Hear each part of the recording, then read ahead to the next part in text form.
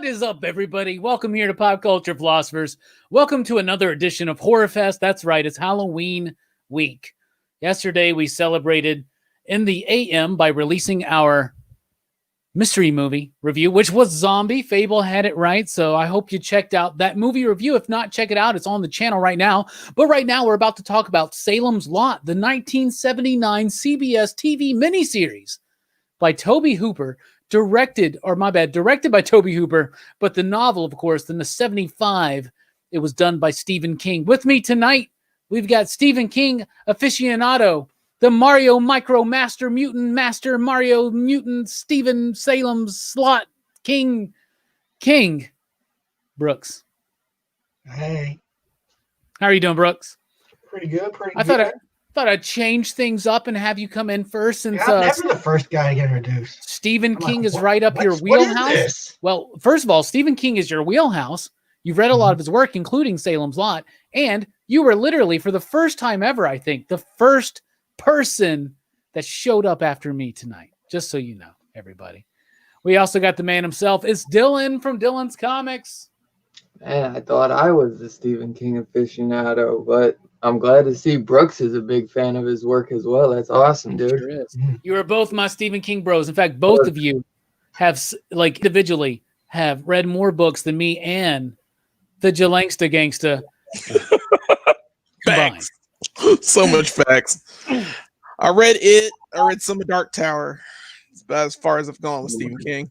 Oh my But God. Dylan, welcome. Dylan, welcome. Dylan, you're a big fan of this novel, I know for sure. Oh yeah. And Stephen King in general. And Jelani, what's up? Yeah, man. I'm pretty glad to be here though, because I've seen this. I saw this years ago, and I was like, "Oh, we're watching it again!" Yeah. So this is exciting for me. So yeah, it's going to be a fun one. Pretty cool, man. It's going to be an interesting one. So we're doing the 1979 Tobe Hooper classic. And all that jazz. This is the winner, by the way, of the Stephen King PCP Army movie poll. So we had a poll with a bunch of movies, and let's be honest, We rigged Misery it. and The Mist were kind of winning. And then we all kind of campaigned for Salem's Lot. Because I had just, like, Dylan messaged me. He's like, dude, they got Salem's Lot for $10 on Blu-ray. And so I bought it. We're like, dude, we got to do Salem's Lot. So we did this Stephen King poll. And then we started campaigning hard. This is like the only poll where we really campaign. We're like, please, Salem's Lot. Mostly because Jelani didn't want to watch Misery. Definitely don't want to watch Misery. In hindsight, I am glad Salem's Lot won. But I'm telling you what, this was a rough rewatch for me, homies. This was Really? I felt like this movie took so damn long to get to anything. Like every single scene in this movie, everything takes forever. If a vampire's walking across a room, it's going to take 5 minutes. If someone's got to go across the room to open a book, it's going to take 5 minutes. If someone's got to react to something, it's going to take 5 minutes. This movie, every single freaking thing. Now, I get it. It's a miniseries. It was split up into 2 parts.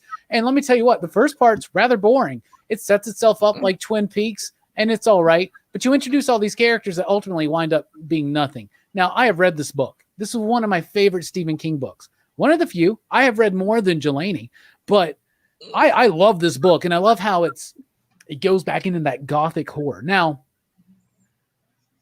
this miniseries had so much time. It had 3 hours, basically, in running time. And I know that that's not so much that you can fit everything in from the novel. But, man, everything took so damn long. They could have put a whole lot more back in and cut some scenes down. It's got major pacing problems for me, but what I love about this is the tribute to Universal horror classics that this is. They really set it up that way. It's incredibly, I've been saying this a lot because it's Horrorfest, moody and atmospheric.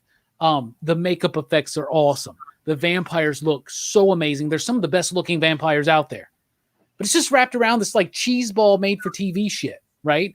And Tobe Hooper, the renegade director that did Texas Chainsaw Massacre, I feel like was very pigeonholed in this, but it's got some really great tributes to classic horror. Brooks, what do you think about Salem's Lot? This is your first time watching it?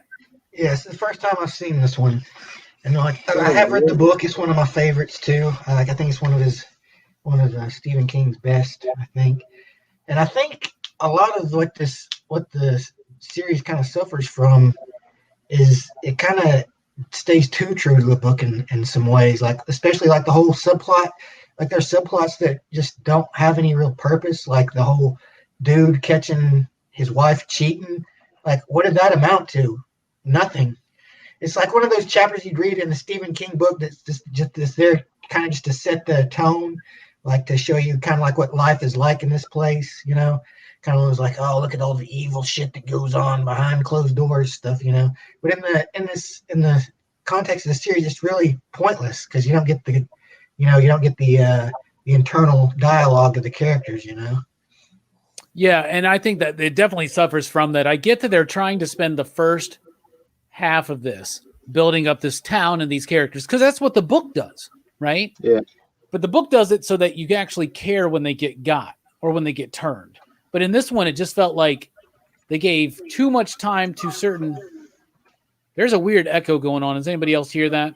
But there's just a weird pacing to it that kind of slows me up. I think it's gone now. Dylan, I know you're a fan. What do you think? It's one that I understand what you mean, because it is one I try not to watch all the time, obviously, because it's one I try to watch maybe at least once a year. Sometimes I'll skip a year on it because I do know what you mean. Like, it's a long movie. I mean, first off, so that's probably the big thing is that it's a 3 hour and like 14-minute movie, but this has always been one of my favorites, man, since I was a little kid, honestly. Like, it's always been this and Silver Bullet. And I always think it always goes like it goes back to the Universal, like Dracula. It's the Dracula of Stephen King. You know what I'm saying? It's like Stephen King's love letter to Dracula and Nosferatu, the classic, what was that, 1931 or something? You know the one I'm talking, the silent film though. And then Silver Bullet is, his love letter to, the Wolfman.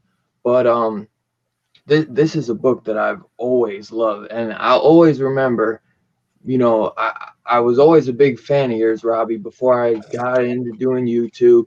Even when I did start YouTube, I was always just a big fan. And I always thought, man, like, I'd never be friends with a guy like this. Like, he, like, I don't know. Jelani and Brooks, can you imagine that somebody would ever be like, I don't think I could ever be friends with a guy like Robbie. No. What am I, Archie fucking Andrews? Come on, man. I tried to have him fired the first time I met him. Come on. Well, you never know, man. Because when you kind of like, I'm kidding. In the way when I'm like, I don't have like even 1K subs or anything. At that time, I probably had like 50. So I'm looking up to you at that point. Your knowledge for everything, and Thank you. us becoming horror friends, man, has just been awesome. Because literally growing up, I never had anyone to talk about with horror. I've always just kept all this stuff bottled in. That's why I kind of get giddy when we do. You can't keep the horror bottled in, Dylan. Trust me, you can't keep the horror bottled in. You can't.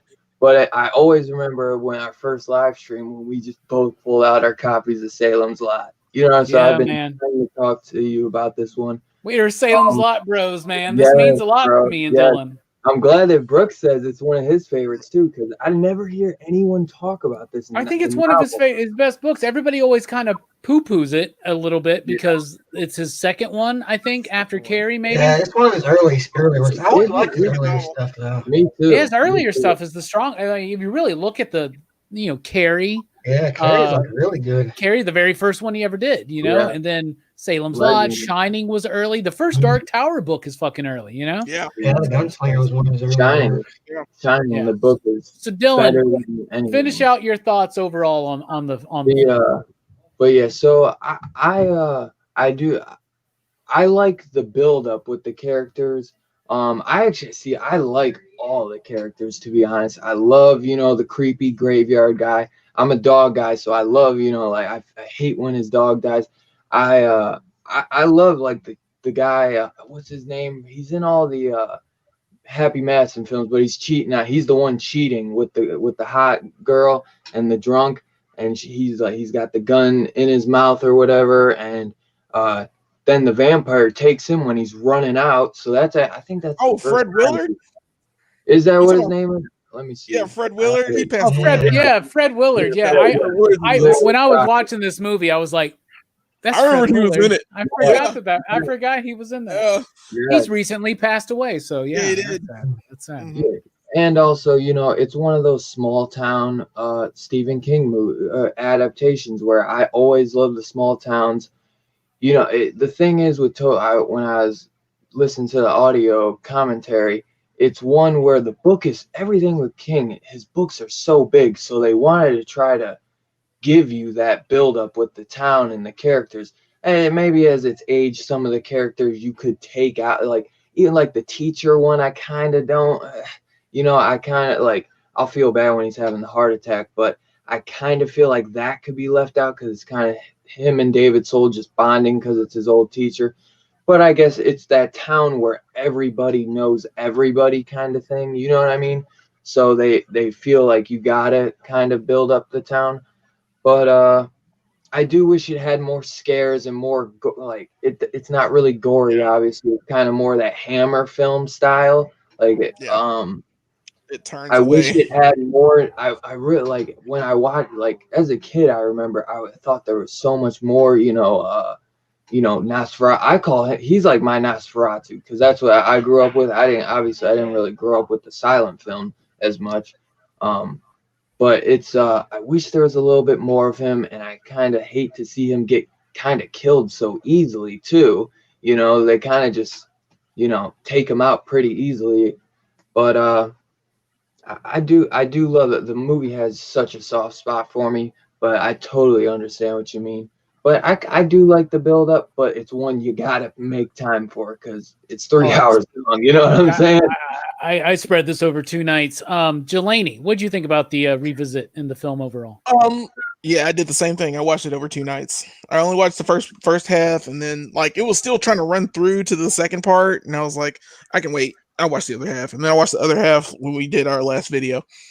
And I mean, I like the film, and I did read The Stand too. I forgot, but I've read a few Stephen King novels. I'm not a big, aficionado of the books, but I like horror, and I like the horror genre, and I like horror books of what it is. And I read The Stand after I saw the miniseries, and I thought it was awesome. Of course, it was long as hell, but it was awesome. But as far as Salem's Lot, yeah. So what?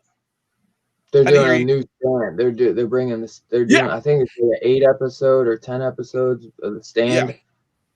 I can't wait for it. I want to see what happens with that. It's got Whoopi Goldberg as Mother Abigail. Yeah, I want to see her take on it. I want to see her take on it. But CBS All Access in December. Yep. But as far as Salem's Lot goes, I saw this. I rented the 2 VHS cassettes years ago at Hollywood Video and watched them. I thought the first half was boring and the second half was amazing. And the reason I say it's amazing is that the effects and the way the vampires look, their look that's a vampire to me. I love the golden eyes. They got it down. The eyes, the skin tone, the fact that it changes. So many little things. The master, the master himself.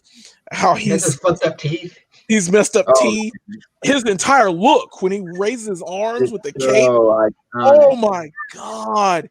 It's so that whole scene with the priest. Just put the cross down. Yeah, put the cross down. They have to see your master. And James Mason, and he's so creepy, and he's up to no good. And that house, everything about this, it just over time it creeps up on you. And I watch it again. It is still a trip for me. Years later on this rewatch, like I said, it's all these things, and I love.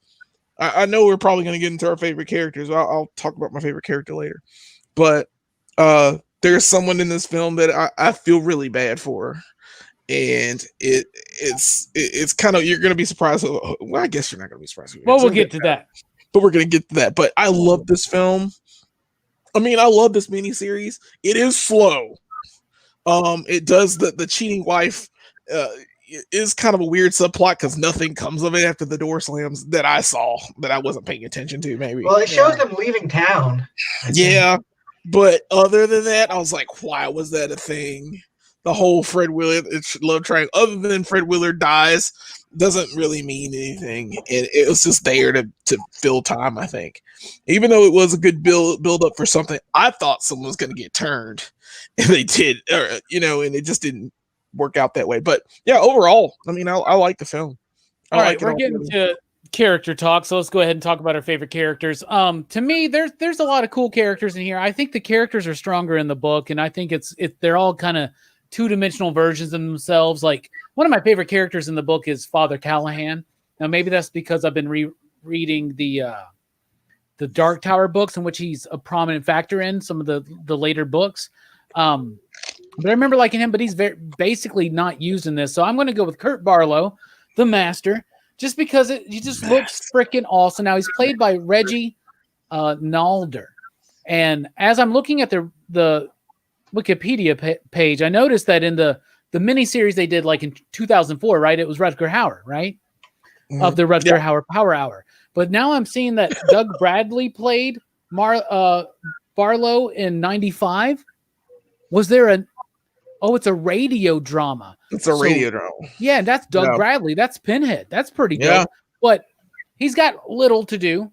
He just kind of does this. And at times, I mean, I remember being a kid and watching Salem's Lot. The vampires scared the hell out of me, including Barlow. But at times, it kind of looks a little goofy, but I love the tribute to Nosferatu. So that would be the one character I like, because no character actually, like, I find the kid annoying. I find the main dude kind of annoying. I guess I like his teacher, the old guy. He's pretty cool. Brooks, what's a character you'd like to... Well, who's one of the characters that resonated with you?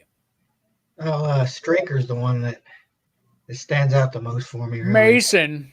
He's such a creepy dude, but he's also kind of like this refined gentleman, like, high class dude. He's like, he's just kind of this weird creepy guy that like gives you these creepy stares and shit. Yeah, that's a good one. He takes 6 bullets. He does have like superhuman powers, apparently. I mean, he's basically like the Redfield of this. He's basically a familiar. You get the idea, right? Yeah. So, but yeah, it took a lot to put that man down, and of course, a distinguished actor who did a hell of 25. He's Captain Nemo. Yeah, 20,000 Leagues from the Sea. Hell yeah, Dylan. What's a character you want to spotlight in a performance that goes along with it?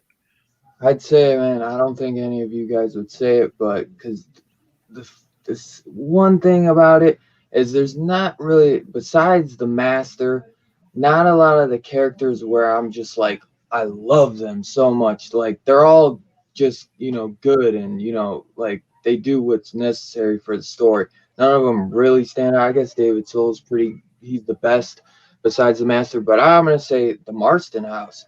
That's a character. That's a big character to me in the story, and it always has. It's a haunted house. Well played, good sir. Well played. Yeah, I thought you'd like that one. You're right. That is the best character in the film. And Tobe Hooper, I guess they were kind of going for like a Psycho-esque house, and they wanted it to make it like, because in the book, it's a big character, it's the whole reason David Soul comes back, forget his name in the story.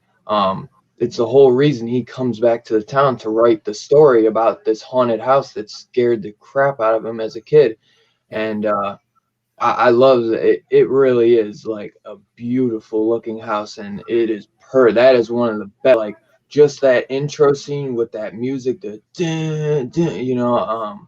I love it, man. And all the black, just the Dark Knight, and think the purple letters. Oh man, I think it's purple letters. Is it purple? I want to say it's purple or yellow. I swear it's purple though, because I remember it was popping out. But man, you know what I'm talking about. It is just beautiful, like that intro with the house at night, and it is just I love that house, man. It's right up there with this. I mean, to most people, I'm probably crazy for saying it, but to me, I grew up with this movie, man. I did. Like, it was really always a good one, man, for me. And yeah, man, The Marston house has just always been creepy and right up there with the Psycho house to me. Hell yeah. Speaking of creepy and right up there with the Psycho House, Jelani, how about you? What's a character you want to spotlight? Okay, well, y'all took all the good ones. I'm kidding. I mean, I got one more. You know how it feels to be at the end. Oh, I like it. It's all good. My favorite character, here it comes. It's Susan, Bonnie Bedelia's character, the school teacher. Just because she's so innocent. And she quickly falls in love with Ben, and they have this relationship and good I like their chemistry. I like the chemistry that they had, and that she has this agonizing boyfriend that's an asshole. But it's just the only reason I really picked Bonnie Bedelia from this part is because how sad it is when he goes and he finds her. And her eyes are closed, and he's telling her, she's talking to him, and we need to be together forever, and all these things. And then her eyes open and they glow, and then the teeth come out, and I'm like, no. I mean, I knew it happened. I already knew because he took her away. The master took her away. I was like, oh, she's already got, and you don't see her. She's not in the house, and they burn the house down. And he's like, I'm sorry, Susan. I didn't mean it. And it was just, it tore at me, man. I don't know why. I was like, no, that's Susan. I thought he kept her. He's going to keep her for later. And it's going to be a happy ending. And I was like, no, that's another thing this movie does is it takes forever to end. I think the structure, this is what I think about the script. Poorly structured. I think it's got some really decent dialogue at times. But it's just it trods along too much. It's only the special effects that kind of save it for me. I get what you're saying. Yeah, absolutely. It's a lot. The pacing is terrible. To get to anything takes forever. And I was like, when the hell does this stuff happen? I remember there being vampires in this movie, and the kids scratching at the window. I like that. I like that a lot. And I was like, his brother was dumb enough to open the door. But it's little things like that should have happened a lot sooner. I think a lot sooner to pull up the pace of the movie. I think the kids disappearing should have been the first thing that happened. One of the first things that happened to start this miniseries. If you're going to do it. Stephen King did the screenplay for a lot of these ones that ended up being TV movies, or you know what I mean? And it almost feels like all of them kind of have similar, plot lines where you kind of get the first part is a lot. Besides it, because most people go for the first part than the second in the original TV one. In the movies, he's building up a lot of the characters and everything in the first one, and a lot more dialogue. And then in part two is where the big stuff comes. And for a lot of those TV movies, it felt like the second part, besides obviously it, as I said, that the second part was more the favorite than the first part because it was a little bit slower. So it seemed like, Stephen King kind of stuck to a certain plot outline or something when he was doing those TV series movies or whatever, I get it. I think some of the writing is decent at times, especially the dialogue, but it does have some definite pacing issues. What do you think about the style and structure of the film? What do you think about the story, Brooks? How it's adapted? I think they adapted the story good because it stays pretty close to the book, but it's like you've been saying, the pacing's a bit off. It feels like it plods a bit too much, and especially in the beginning, and even at the end, it kind of takes a while just for things to really get going, But it's the story of Salem, and it does have that creepiness and that Stephen King horrific effect, especially with when the vampires start tapping on the windows, when they come to visit people at night, and and hypnotize them. All of those. I like all of those things. It's like he makes the vampires really scary and they feel like a threat. Yeah, it goes back to that gothic horror thing, right, Brooks? It feels like Dracula. It feels classic. It feels Victorian. almost in a way. I love how they take the classic, the fog, the gliding through. You know, the vampire movies nowadays, they got to be fast paced, they got to be action, they got to be all like this. And yeah, you know, and it's just I love how this movie takes its time to structure itself at times like a classic horror But film. it feels like it's wasting time a lot of the time too. Exactly. Problem. I agree. Dylan, I what do you agree. think about the way they adapted the book to TV, small screen? Yeah, I think they did a pretty good job. I do think that there might like I'd like to go through the entire audio commentary and see if there was, you know, some problems where maybe there were certain things Tobe wanted to do, and maybe because it was TV, he couldn't get it done. So then instead of doing a awesome, you know, gore scene, he'd have to go and just do a regular, you know, let's do a conversation between, you know, the girl on the, you know, the wife on the phone trying to get, you know, Harry to come over and, you know, whisper in her ear or whatever. But, you know, it has, Whisper. for me, I think you guys have more problems with the pacing. I'm like half there with you guys. Like, I get what you mean, but I don't know, like, I watched it a couple weeks ago, and watching it yesterday, I felt, you know, I kind of was like reading while watching it because I was, it was a little bit more fresh than if I watched it a year ago. But I think it, you know, the cinematography is phenomenal in it. Yeah. Like I said, I love, you know, when the kids floating and, you know, like that is just an iconic scene. There's like two steel books for it, one with the kid tapping on the glass and one with the master kind of with his cape all out. But I don't have as much.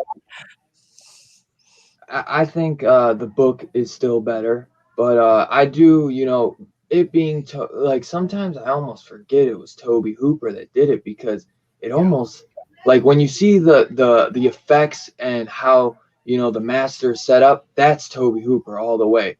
But then, you know, when you see all the dialogue and, you know, the little pacing problems, That's CBS. that doesn't exactly. And that's what, you know, I get that's, you know, the problem with some of these CBS, you know, TV movies, that over the years they have a pacing problem, you know. Yeah. So Well, and maybe it's different with commercials, but Yeah. you know, oh my speaking God, of like obvious commercial breaks, though. it's a and, 4-hour movie with Yeah. commercials, dude.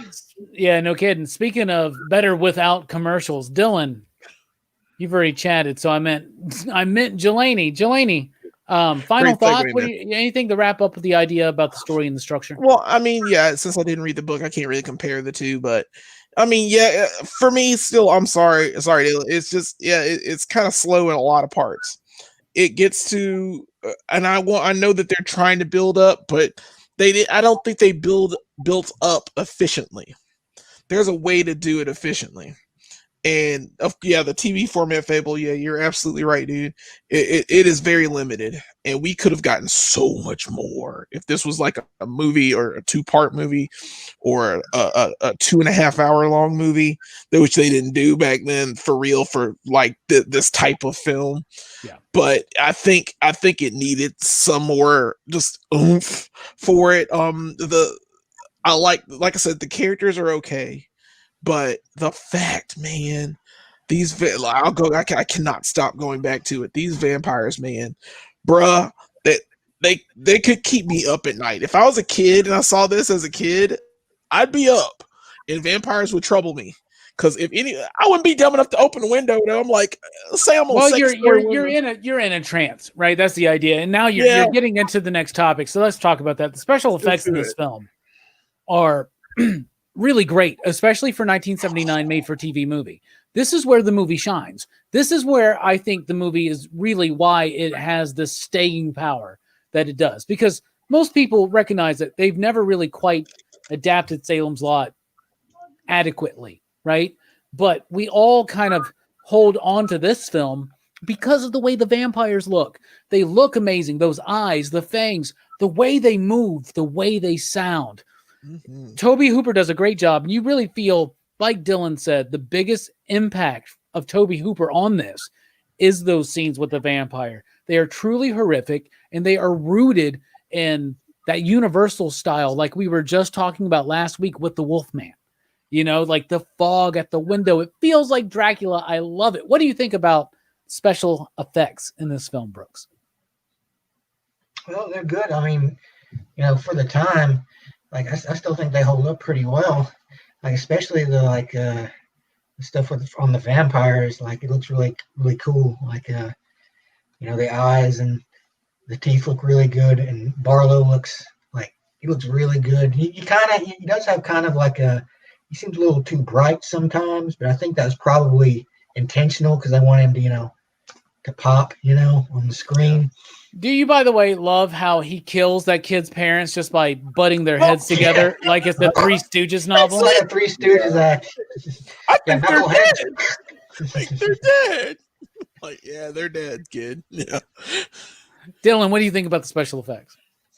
I was trying to see who did the special effects in it. I was having trouble, but I think they're great. I mean, what was it back in the day when they did glass like eyelids? I forget where I just read. They were like glowing contact lenses. Those Every things time were I- super uncomfortable to wear, dude. God, that's what I was just Yeah. gonna say. Like, oh my, like I would be like, I can't do it. The guy who actually played the master is perfect. I'd like to see this get a reboot one day, and actually, do it right, but get like Greg Nicotero to do it. I think the effects are real. I'd Like see that. that. One thing, in this book, Stephen King always said that he was never going for like the suave, like kind of sexual, kind of attractive Dracula, like Bela Lugosi or Christopher Reeve, where he puts you in a trance and you're like, oh, you like fall in love with him. Like this was like more of a, like you said, gothic horror, scary. He wanted to go back to Dracula. He wanted in the book Dracula, he's described as being a very scary, not so nice dude, right? And you look at Nosferatu, you look at Count Orlok, and that's exactly what they were going for. They describe him as rat-like. Like he looks like human vermin almost in a way. Yeah. I mean, he can take like a more suave form at times. And I think that's where the front teeth come from too, kind of like a rat, Yeah, it does look very rat-like. And yeah, Brooks, he was able to, once he was feeding regularly, be able to go into the more suave form. Right. So anyway, Jelani, what do you think about special effects in the film? You already know my feelings, man. Those eyes, it was Jack Young. Jack Young came up with the contact lenses. Yeah. They can and only 15 minutes too at a time. Yep. And apparently they fell out a lot and all this other stuff. But you remember we were talking about that for Lost Boys, how they were using the glass eyes and they could only wear them for so long. Yeah. Yeah. Nowadays it's way easier. It's just normal. Yeah. They're like, we got contest for these puppies. So the special effects, like I said, if I was a little kid watching this, I'd have been disturbed for a long time. Everyone looked their part. These vampires looked like vampires. Like at the form of Lost Boys, maybe a little better. I like the graying skin. I'm about that graying skin. Yeah. I liked the master's form. I liked his teeth. The only thing I didn't like, I wish they could have had the actual bites. I didn't see any bites on anyone. They were like, they couldn't show the actual like blood and gore and all that kind of stuff. Yeah. So it would be nice to see somebody do this like CBS All Access where they would do that. They drop fucks all the time in Star Trek now, so like they could do Salem's Lot, and if The Stand is a success, maybe they will try it again. Right. So I just want it to be practical. You know what I'm saying? That'd be great practical effects. Yeah. Do not CGI this up. Please do not CGI this up. Bring back practical effects, like it's almost so to the forefront, man. It's kind of easy to do, man, but no one wants to do it because I guess it takes too much time. At least in horror. Now, I'm all for CG and sci-fi, but in horror, I want practical. Horror, especially practical. I don't want I don't want no models and strings on green strings anymore. I want CG effects for my sci-fi. But Yeah. if you come on, if you know, Get it right. give me the Give me the practical stuff, man. Real quick, let's go over this. I mean, the music is really good in here. It's Harry Zuckman. The music's really good. I thought it was great. Brooks, did you notice the music at all? A little bit, yeah, but not like too much. Yeah, I wasn't really paying much attention to the music, but you know, I did notice it like here and there, like a bit that I liked. Dylan, I know you're a fan of it. What do you think? Oh man, I think Harry Zuckman or something did it. I don't know. I recognize the name, but I don't know what else he's worked on. I guess he was going for damn it, I had it, but he was going for like a Bernie Herman type score, and man, I love it. Like in the beginning, like it just gets me like that. That's the thing. When we first get into this movie, when it pans to the house, it's dark at night, and then the title score, Salem's Lot. Oh my! It just gets me full blown in it. You know what I'm saying? Like it works for me. They don't really use it as effectively all the time. I feel like it could have been used a little bit more, but they use it more when the vampires are around, which works really good for like the ambiance and like the creepiness for it, like the Absolutely. window. I'm looking at Harry Zuckman's Wikipedia page right now. He started his career in the 50s.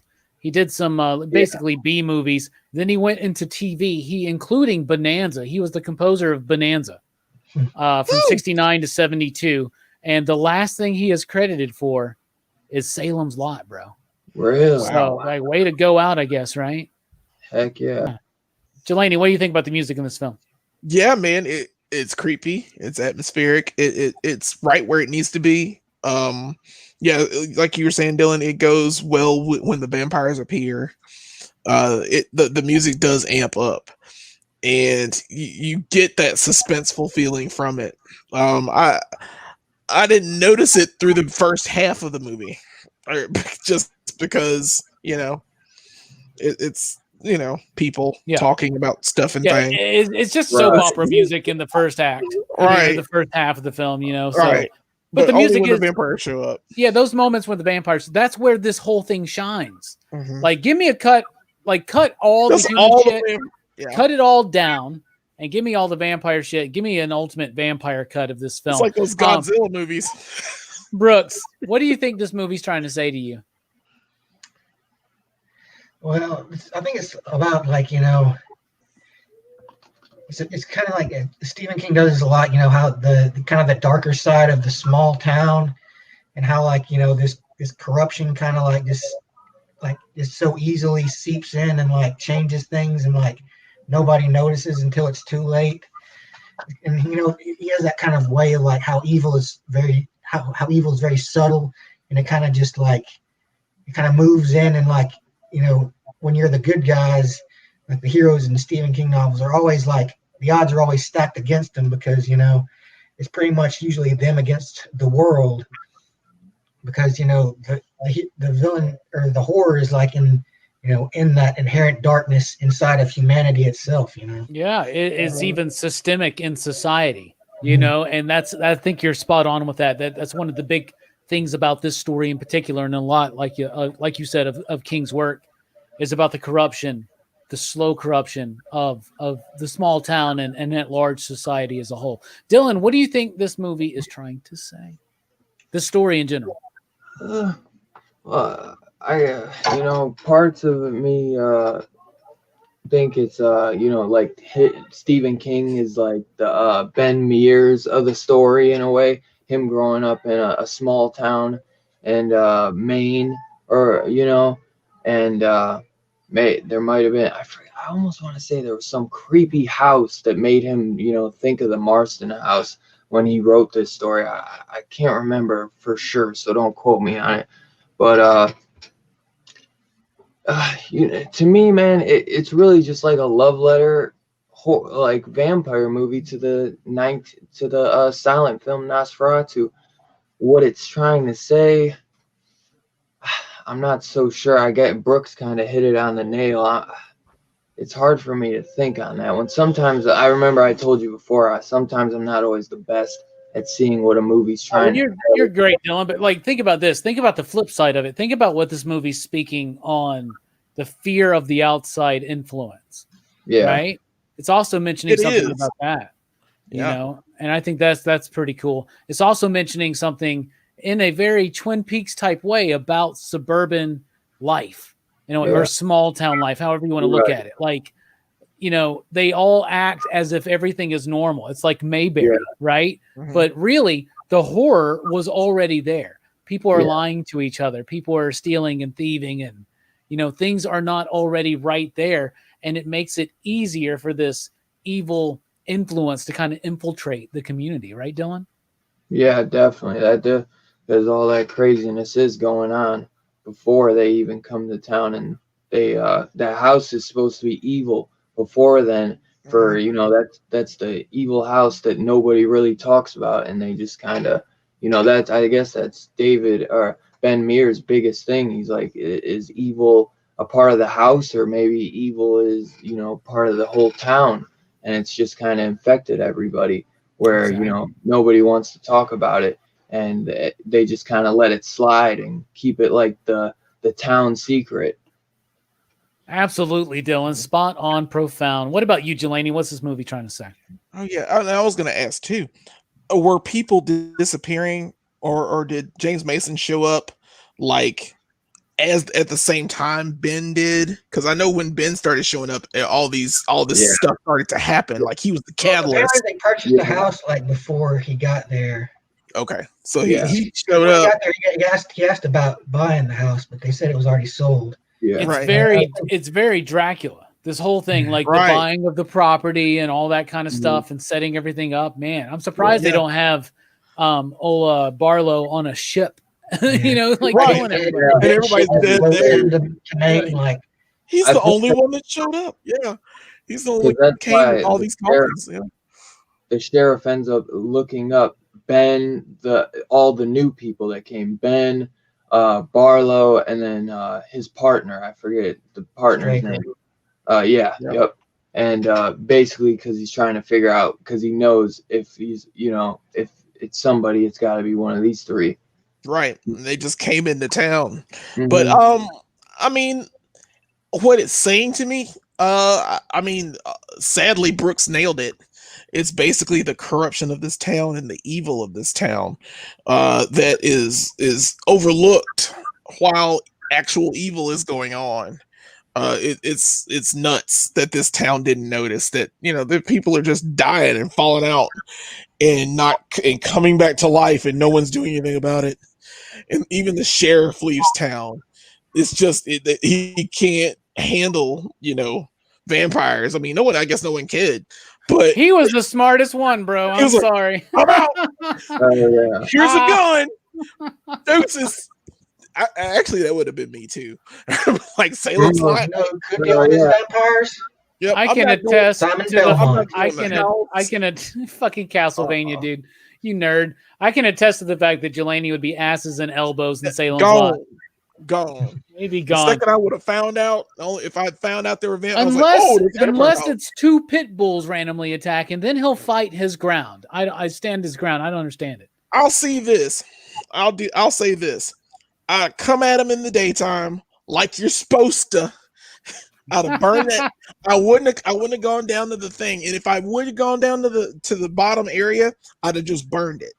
Another one of my favorite things about this movie, y'all, is when the town drunk basically, you know, gets bit and starts turning at that old man's house, and he immediately is like, "This dude's a fucking vampire." Yeah, he just knows. I get it. Like, I love how this is the one movie that once somebody sees something, they're like, "Okay." It's like Phantasm, you know, when like Jody gets shown the fucking finger that gets turned, you know, he's like, "I believe you." And then everybody in this movie's like, "All right, fucking vampire." Vampires, I guess. Even the dude that gets fucking 11 pointed or whatever, you know, that gets fucking thrown up. Poor guy. It's the woman's father, right? Yeah, the doctor. Yeah. All right, so let's get to the ratings. Out of 5 possible you digs, and you out there in the chat, we want you to let us know as well. Brooks, what do you give Salem's Lot? I'd give it a 3.5. I mean, I like it, but it's not something I could see myself watching like on the regular. Like it's kind of one of those things that like I might be in the mood for it every once in a while, but like just because it's so long, it's kind of a discouragement I think from it. But It takes a long time to get to everything. I mean, it's You're still right. like if it came down to it, I'd read the book before I'd rewatch the miniseries. Oh man, the book is so good. 3.5 is respectable though, so you don't hate it, but I understand exactly. It's above average. You know, like I love the original It, but it's really the first part that I love. The second part, not so much. And so it makes me not really want to watch it because I'll be like, I'll watch the first part and be like, I don't want to watch the second part. At least in this one, you watch the first part and you're like, okay, now we can finally get to some fucking vampires. Speaking of finally getting to the vampires, Dylan, what do you give this film out of 5 possible you digs? It's a tough. That's tough. So it's not a 5.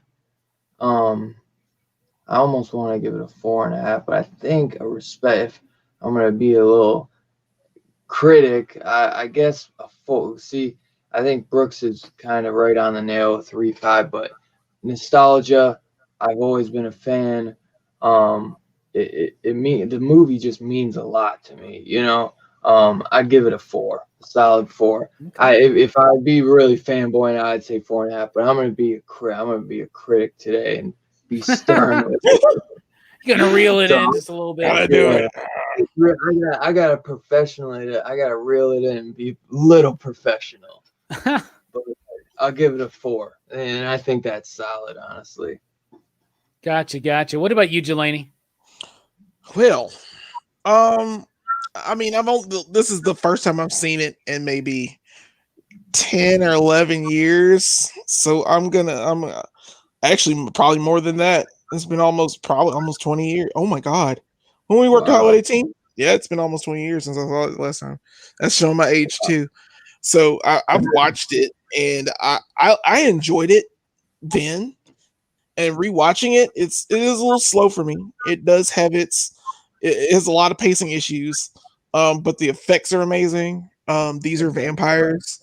I know they're vampires. They look great. The eyes do it for me every time. And the oh man, the master is fantastic. So I mean, I'll give it a 3. I'm gonna say it's a 3. It's still average to me because of the pacing issues. Because I'm not gonna really see myself watching it again in another. For me, it's rewatchability, and I don't see myself watching it again for a long time. I do enjoy it though. Don't get me wrong. I do enjoy the film. It's just, if it weren't for the vampires, I rate it lower. If they did terrible, crappy special effects, I'd rate it lower just because of the pacing. And you're not getting me to where I need to be.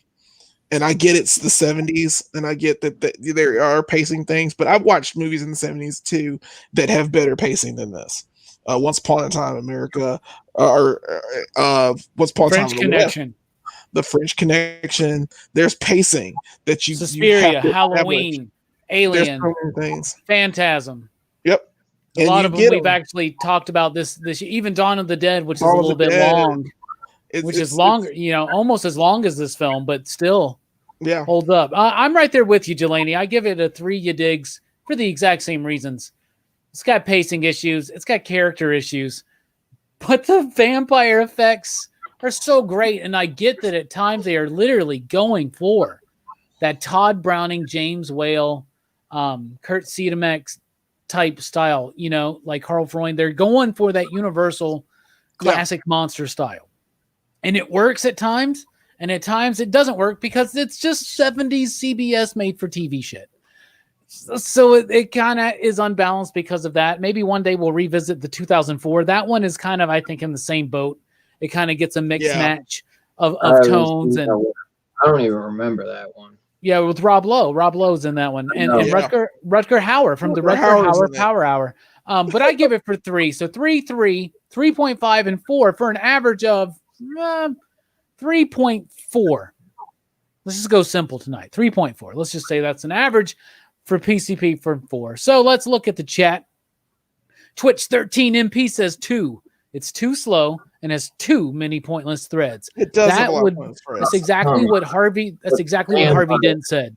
Harvey Dent said, "I give it a 2. It's too slow and has too many pointless threads." Anyway, we also have Mike. Remember the Excitable PCP crew saying 4, you digs. Mike, I didn't know you were familiar with this movie. You should have joined us tonight. Fable says 4, you digs. I'm with y'all on the pacing problems, but the vamps are so good. And then Twitch says They look good. the vampire effects are the saving grace. All right, y'all. That was our review and our thoughts on Salem's Lot. The winner of the PCP Army Horrorfest movie poll, Stephen King edition. Thank you, no misery. So I like misery, but anyway, he doesn't like the foot scene. I don't think the cobbling or whatever. Stand it. Yeah. So that was our thoughts on that. But don't worry, Horrorfest isn't over. Tomorrow night here on the channel, 9 p.m. Central Time, we are going to be talking about Halloween 2018.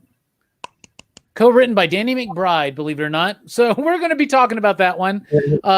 Holshoe was going to be with us. Unfortunately, he got called into work tomorrow night. No, so he will not be joining us. So Mike, if you have seen Halloween 2018, you're more than welcome to join us tomorrow night.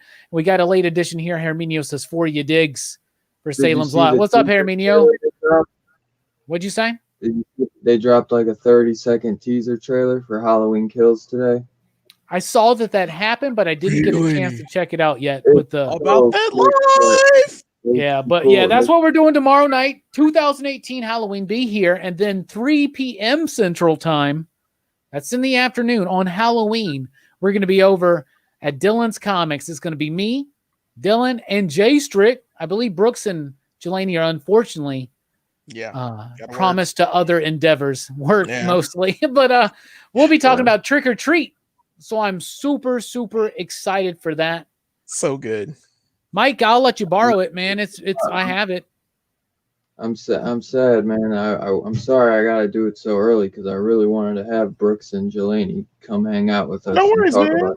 Well, we all got plans for Halloween, except for me. I have no plans for Halloween. So there is a piece of me that's actually, especially since it's the end of Horrorfest, thinking about doing a live stream late Saturday night, maybe like 9 p.m., being like, I'm just going to go live and kind of do a Horrorfest after party and have the chat come in. And we're just going to talk about the movies that we watched this year, what we want to do next year, and just kind of reflect. If you guys are available, Dylan, if your movie's over at that time, at any point, no matter how long we go, you're more than welcome. And other members, everybody that's been a part of this, obviously is able. I'm thinking about it. I'm not promising anything. But I'll see what I can do. If there's interest in it, let me know during the break here, during the intermission. We're about to dip out, but I think Dylan's dipping out for the night. So Dylan, final thoughts and anything you want to say, and plug your channel. Link in the description below. Yeah. So sub up so Robbie can stop having to shout my ass out and get me to the 1K. But you know the one. We're gonna get Dylan to 1K, Dylan to 1K, and PCP to 10K by the end of the year. That's the goal. We're gonna try to do that. Me and Fable say 10,000? Are you mad? Fable's like PCP Army taking over, bro. And I told him, I was like, 2020 was the start of the takeover. I was like, 2021 is massive takeover time. I really feel there are great plans on the horizon. So I have a lot of fun, and including 2021 includes the return of Comics Revisited, and I'm ready. Yes. In fact, Brooks, reread New X-Men. We're about to start production, brother. It's time. I want to watch this one. I'm going to watch this one. I'm excited. It's time, brother. It's time. And I'll get the rest of the schedule together, and I'll let you guys know. But Jelani, you'll be episode 2, and we'll figure out. I'll let you know what that is. Cool. I mean, I might let you know if I find my notebook during back chat. Anyway, Dylan, finish up your final thoughts before we go to intermission. Yeah, I was just gonna say, it's so sad to see Horrorfest end so quickly, man. It's going by too dang quick, man. I'm super excited though that we'll still at least review Friday the 13th, you know, and there'll be plenty more movies that we will be reviewing. But hopefully we'll get to some horror movies soon though, because man, I love Right. doing. Well, you know, movies, but horror movies, man, I love it. we are taking some breaks after Horrorfest. We've been at this movie live review thing for game for a while, so we're taking some much deserved breaks around the holiday time. But we have 1, 2, 3, 4 post Horrorfest. We have 4 more movie nights this year, and 3 out of 4 of them are horror films. So one of them is, of course, the Friday the 13th mass series review on November Friday the 13th. And then the week after that, we're doing a special with Bueller and about Roadhouse. And we'll see who's all going to be able to get on there, because a lot of people are. We'll see who's all there. But we'll get that one. That's going to be, I think, November 20th, Thanksgiving break. And then it's Black Christmas. And then it's Gremlins. And Dylan said he wanted to do Silent Night, Deadly Night on his channel for our Christmas. So even in Christmas, we're staying horror. But I'll tell you this right now, before we go to intermission, I already got 2 out of 4 movies planned for January PCP Movie Night live movie discussions. And they are Buckaroo Banzai and Josie and the Pussycats. So y'all get ready. Dude. I'm serious as shit, dude. I love, you know you are. You know I love me some Josie and the Pussycats. I remember when that movie came out, you could not stop talking about it. Yeah. You had the soundtrack. Yeah, I love that shit, bro. Anyway, Dylan, my brother, we love you. Yeah, finish up. I'm sorry. Oh, no, you're good. I was just gonna say part 1 and part 2, Silent Night, Deadly Night, just because it's a perfect double feature. Garbage Day. Part What'd you 2 say? is easy to get through. Yes, there you go, Brooks. Garbage. What'd you say? Day. Garbage Day. Yeah. What'd you say, Dylan? Oh, I didn't know if you were messing with. I said we gotta watch part 1 and part 2, Silent Night, Deadly Night, when we review it on my channel. Oh, you want to do the double feature? Yeah, double feature, bro. Let's do it. All right, well, fuck it. Let's do it. But I can't wait. We should do a double. It's for Christmas. Gremlins is for Christmas, right? Because I'd love to review both of those, and we get into Rick Baker for part 2 and kind of distinguish part 1 from part 2 and the Gremlins and everything. But that's up to you. Gremlins part 2. Well, they're all during Chris. I can let you know the dates right now, Dylan. Actually, the 2 that we're doing, you can plan yours whenever you want, but we're doing ours on Fridays. And I'm good on Friday. The Christmas ones are going to be Black Christmas on December 11th and Gremlins on December 18th. Those are our Christmas movies. I'm gonna have to make it. I'll probably ask you to send me a text just so I can screenshot, because that's what I did with the horror movies. But if it's Friday, bro, I'll be there, bro. Like, I know you usually do it Friday anyways, but I'm off. Yeah, but Friday. I'm saying you can do Silent Night, Deadly Night, any of those Saturdays that you want. Oh yeah. Yeah. So yeah, there you go. Anyway, we're about to go to intermission. We'll be right back with a little bit of back chat and some show and tell. Y'all, thank you so much. Thanks for rocking with us.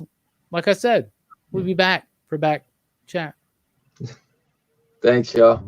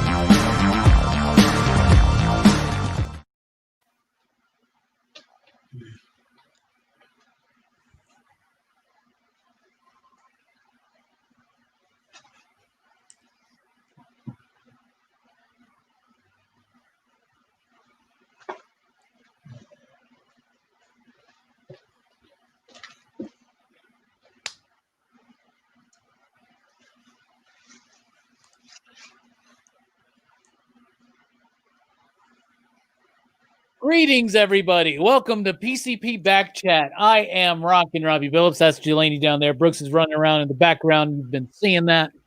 What's up, station, everybody? Station. Coming up in the back chat, we've got a little bit of just horror movie talk. Just talk about whatever you want. Get your questions in right now. Your questions are going to fuel the next hour or so. So please get some questions in to ask us comic book movies, horror movies, especially anything like that. And we will have show and tell coming soon. So how's everybody doing out there? Brooks, Jelani, what's up? This was to me the dud of the dud of Horrorfest. Yeah. Yeah, I agree. I mean, I'm glad we got a chance to review it, but yeah, it's not the best. But it is what it is. I'm kind of pissed that I spent $10 on the Blu-ray because I'm like, I don't know if I'll watch this like maybe one more time in my life, man. I guess that was worth $10. I don't fucking know, but still, it's pretty cheap, man. I love the book. I really do. I mean, it's cheap enough, and it's nice to have it in the horror collection. I like to collect horror movies. Y'all know that, so. Yeah, are y'all excited about? I mean, are y'all surprised by the Josie and the Pussycats announcement? Yes. Why are we doing that again? This is what happened. I was on Facebook yesterday at work, and somehow, I don't know what I said or what I clicked on, but there's this website, Zobi or something, that they do like celebrity autographs, right? During these COVID times, they like celebrities will autograph things for you, videotape them doing it, and then they'll send it to you or whatever. And I got an ad for a Rachel Lee Cook one. And as soon as I saw it, I flashed back. I flashed back to the Josie days, those days that you were talking about where I watched that movie where it first came out and I was obsessed with it in the soundtrack. And I still listen to that soundtrack occasionally, especially over the last couple of days. And that's got me thinking about it again. And I've been battling within. The deadline on it is tomorrow. It's but like not 60. She's All That. I like She's All That, but I would get the Josie and the Pussycats thing signed. But the deadline's tomorrow. I'm still thinking about it because I have credit cards. Just do it, man. Just do it. Shut up. I'm trying to talk myself out of this. This is like, why? Like, I'm not even get to meet her. You know what I'm saying? It's one thing to go to a con, actually get to meet somebody, take a picture with them, maybe. But I love that fucking movie so much, and I think she's adorable. So, yeah. You know, and I heard she split up from her dude last year, and you know, so open season. Now's my chance to make my move. You got a girl. Yep, you gonna come in with a mullet and a crop top shirt and a beard. You know it, man. You know. Hey, girl, what you gonna do? I know what I'm gonna do. All right, man. Go for it. Go for broke. You never know. You never know, brother. Like, hey. That's right. Hi. I'll be like, yo, what's up, RLC? How you doing? Think of it like any other than Rachel Lee Cook. Do you guys have any celebrity crushes? Allison Brie. Okay. From Community. Community. Yeah. Mad Men. Glow. Yeah. I can I say George Clooney? You can. You all know that's been one of my biggest celebrity crushes is George Clooney. George Clooney and Justin Timberlake. Yeah. Rachel Lee Cook, I guess, is one because that just kind of popped up out of nowhere. I used to be really big into Kelly Clarkson. That was years ago. My first celebrity crushes I remember were Winona Ryder. Because she was in Heathers and Beetlejuice, and I watched both of those movies as a child. And the chick from Teen Witch for some reason. Okay. But yeah, those are my first ones I remember. But right now I don't have celebrity crushes anymore because I'm a grown ass man. I was surprised you didn't say Gwen Stefani. Well, I mean, I don't think I ever had a crush on Gwen Stefani. I mean, there have been celebrity crushes that I've had, and most of the times I just kind of latch onto it for like humor's sake. You know what I'm saying? Like it's like I don't know. I think it's funny to be like obsessed with like it's weird. It's a weird thing to say. I don't get obsessed like that like I used to, unless it's like George Clooney. Yeah. My celebrity crushes. Bueller from Comics with Bueller. That's what I said. Oh, that's adorable. Yeah. Hi, Bueller. Look at Fable. Oh yeah, Charlize Theron's a big one. Yeah, I like a I get character it. from Arrested Development. Oh yeah. Oh, God, I forgot. Mr. F. Jeez. She was nuts. She's I'm going to get my tiny teddy. she's such a great actress too. Mine would be like oddly Megan Fox from the Transformer movie, and Britney Spears. I had for like no more so Christina Aguilera than Britney Spears, just because of her voice. I think she like outshines her in every way. But Britney Spears just had that it thing. The first time I ever saw like "Hit Me, Baby, One More Time," it was in the electronics department of Service Merchandise. Once again, showing my age, and I was like, "Wow." This is a weird stretch for a topic, Jelani, but I'm proud of you for coming up with a topic. I just said celebrity crushes. man. Fable says his first celebrity crush was Kelly LeBrock. I don't even know who that is. Nice from Weird Science, man. The genie from Weird Oh Science. yeah, that makes sense. Yeah. Herminio says J-Lo, Shakira, Jessica Alba, and Alyssa Milano. Shakira. Nice. Hips don't lie. I had a thing for Alyssa Milano for Alyssa a Milano. little bit there back in the day. The Embrace of the Vampire days. Yeah. During I the think I still have 90s. that video cassette.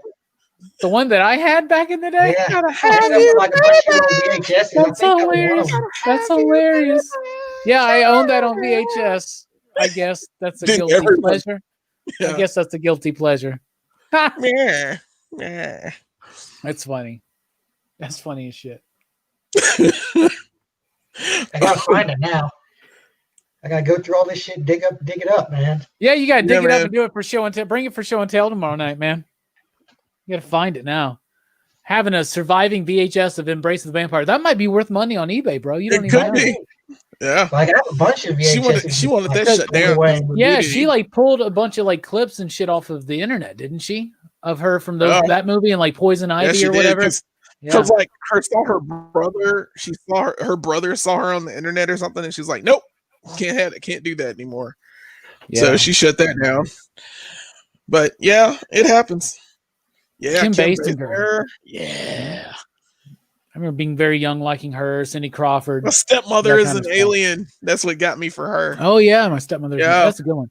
Dan I like that Aykroyd. movie. Dan right? Aykroyd. Yep. Dan Aykroyd. Yeah. What do you guys think about the news that Oscar Isaac is in talks to play Moon Knight? Is it Oscar Isaac? Oscar Isaac. I think he could do the role and do it well, but it kind of bums me out because he's my pick for Doctor Doom. Yeah. So if he's I think he'd be a better Doom. And than my he would pick be Moon my Knight. pick for Moon Knight was always Timothy Olyphant, who I don't think would do a good Doom, but I think he could do a good Moon Knight. But I think Oscar Isaac could do a good Moon Knight as well. I mean, that's fine, but I don't see him as Moon Knight. I don't know. He's not as dark. He needs to. I haven't seen him play a dark character. I mean, okay. Well, I never saw Ex Machina. I don't know how dark that got. No, he was just an asshole. But he plays a douche. He plays a very complex character in Inside Llewyn Davis, which I think is his best performance I've seen, which is the Coen Brothers film, which is actually but not dark. in my top 5 Coen Brothers films is the Inside Llewyn Davis. More people need to watch that. Yeah. You guys want to do a Boys review? I haven't watched The Boys yet. Watch Boys. I'd love to watch The Boys. We should do it then. Maybe I don't know. They're already through season 2. Maybe we should do something leading up to season 3 because they're going to rush that shit soon, right? Yeah, you got to watch it, man. Yeah, Inside Llewyn Davis is awesome. It's not Llewellyn Davis. It's Llewyn Davis, but Mike's trying to weird stretch me there. But Christina Applegate, I remember having liking her in Married with Children, and then Married with Children, yeah. Babies. Don't tell mom the babysitter's dead. Yeah, the dishes are done. She was good in that. She's good in that. She's good in that one show on Netflix. I only watched the first season though, but they did another one, Dead to Me. That's a I never really saw it, good but show. I saw the trailer. Man. That's I a saw really the trailer good show. for it. Yeah. Hey, we got a good question, appropriate for the theme tonight. BJ Kumar Pradhan asks us, sorry if I messed up your name, what is your favorite Stephen King movie adaptation? I'll start us off, and I'm going to say, out of all the movies, it's probably not the one that he thinks is the best, but I'm going to go The Shining. Well, actually, that's my favorite movie that's adapted from his work. I don't know if it's the best thing adapted, like the best thing adapted. Like, I don't know if it's the best adaptation of Stephen King from novel to film, because it's Stanley Kubrick's own film. But to me, The Shining is the best Stephen King movie, even though he doesn't really like it. He hates that movie. Kubrick kind of did his own thing. But to me, that's The Shining example. Get that? And if I had to throw in a backup, I would probably say The Mist by Frank Darabont. And I think Frank Darabont did, Oh man, honestly, a trilogy of the so best sad. Stephen King adaptations, which were Green Mile, The Mist, and Shawshank Redemption. So, Brooks, what's your favorite Stephen King movie adaptation? You took mine. I think I like Carrie a lot, but I think a lot of Carrie was probably one of his easier books to have adapted into a movie because it's one of his shorter works, and I think Sissy Spacek's acting in that movie is really good too. Yeah, she is fantastic. Have you ever seen the remake with No. Hit Girl? It's really good. I like it. Yeah. I like definitely it. end up watching It gets the same point across without all the uncomfortable nudity. So that's definitely the one to watch if you're taking somebody on a date. Dude, there's a lot of uncomfortable nudity.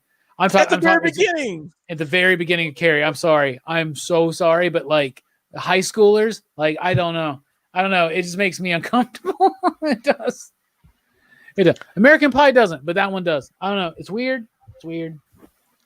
It just happens, and it illustrates her getting her period and finding out. No, I get it. I understand what it is. You know, bro. Though that movie lingers on some young boobies in the beginning of that film, bro. It does. It literally starts off like that. It's complete nudity. Yeah.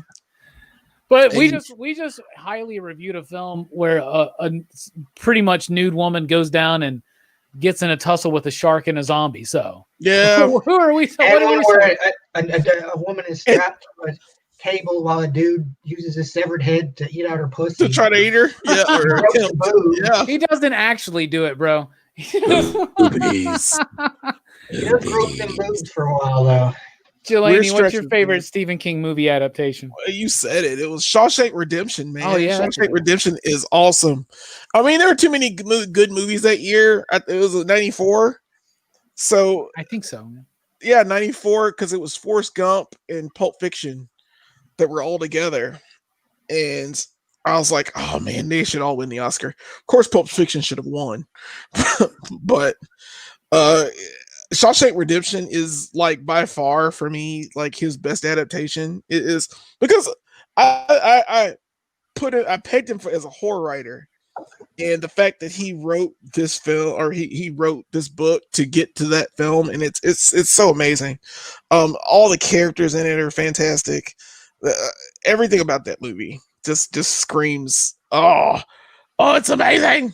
And the escape itself, the entire escape itself, and how it's narrated by Morgan Freeman. Who should narrate my life in general. Yeah, right. It's great. Yeah. That's a I'd great say movie. Shawshank Redemption. I mean, Frank Darabont knew how to do it. He was also the guy that knew how to make Walking Dead interesting. And when he left, which was after season 1, I think the show kind of tanked. Let's look at the chat. Mike06, Mike the voice from the PCP crew, says, Stand By Me. Very good. Yep. That's a great one. That's usually never brought up in these kind of conversations. Fable says best one is Christine by John Carpenter. That's a great one. I haven't seen that one. Oh, that one's good. Read the book. Christine's good. Dylan says Silver Bullet is my favorite. I knew that. Christine might be my second favorite. Third is Pet Sematary. Pet Sematary is amazing, brother. Still haven't seen from Pet Sematary. The remake was good. Talking about Carrie, I think it's really good. And Dylan says Christine is so underrated. It is. The cinematography is so is the score. The score for Christine is amazing. Carpenter and King, how can you go wrong? It is honestly my favorite Carpenter movie. Everyone always says The Thing and Halloween, but I've always loved Christine. Fable says The same, movie brother. I hardly ever hear about is Sometimes They Come Back was a movie I liked a lot, actually. Back in Oh, the day. I don't know if I remember that one. It was based off one of his short stories. It's about like this guy who grows up and like him and his brother were like picked on by these greaser bullies in a hot rod, and like as a teacher, like they come back, they end up in his class. It's worth. I haven't seen it in a long time, but I remember liking it when I was, sometimes they come back. There's a lot of bullies in Stephen King works. Yeah. He has a very typical bully character. They're usually greaser types too, Yeah. like leather jackets and like the slick back Elvis hair and shit. Running Man's a good one. I love that one. That's one of the ones he did under his pseudonym. What was it, Richard Bachman or something like that? Yeah. Thinner was another one he did under Bachman, and the Regulators. Regulators! It was a clear dark night. Warren G was on the streets trying to consume. Just hit the east side of the LBC On a mission trying to find Mr. Warren G. Really? See a car full of girls, they no need to swerve. Woo!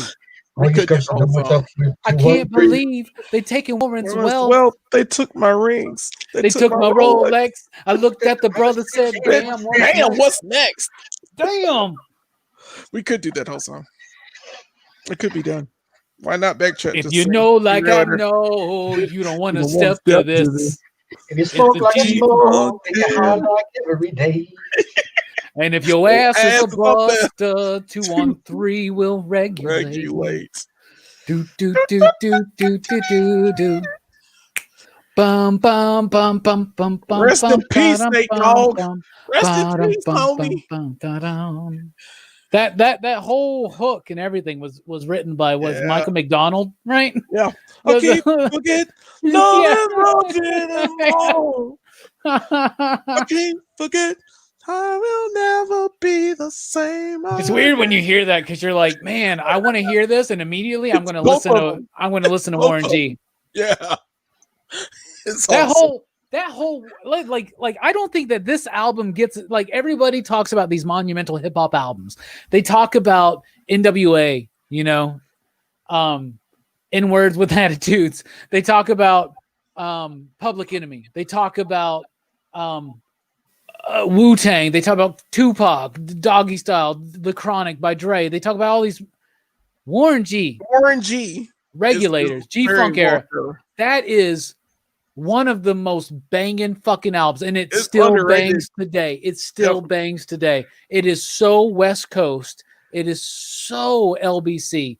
It is, if you love that Dre shit, which we all three of us here, we love that shit. I picked that side. I picked a side too. Yeah. I really did.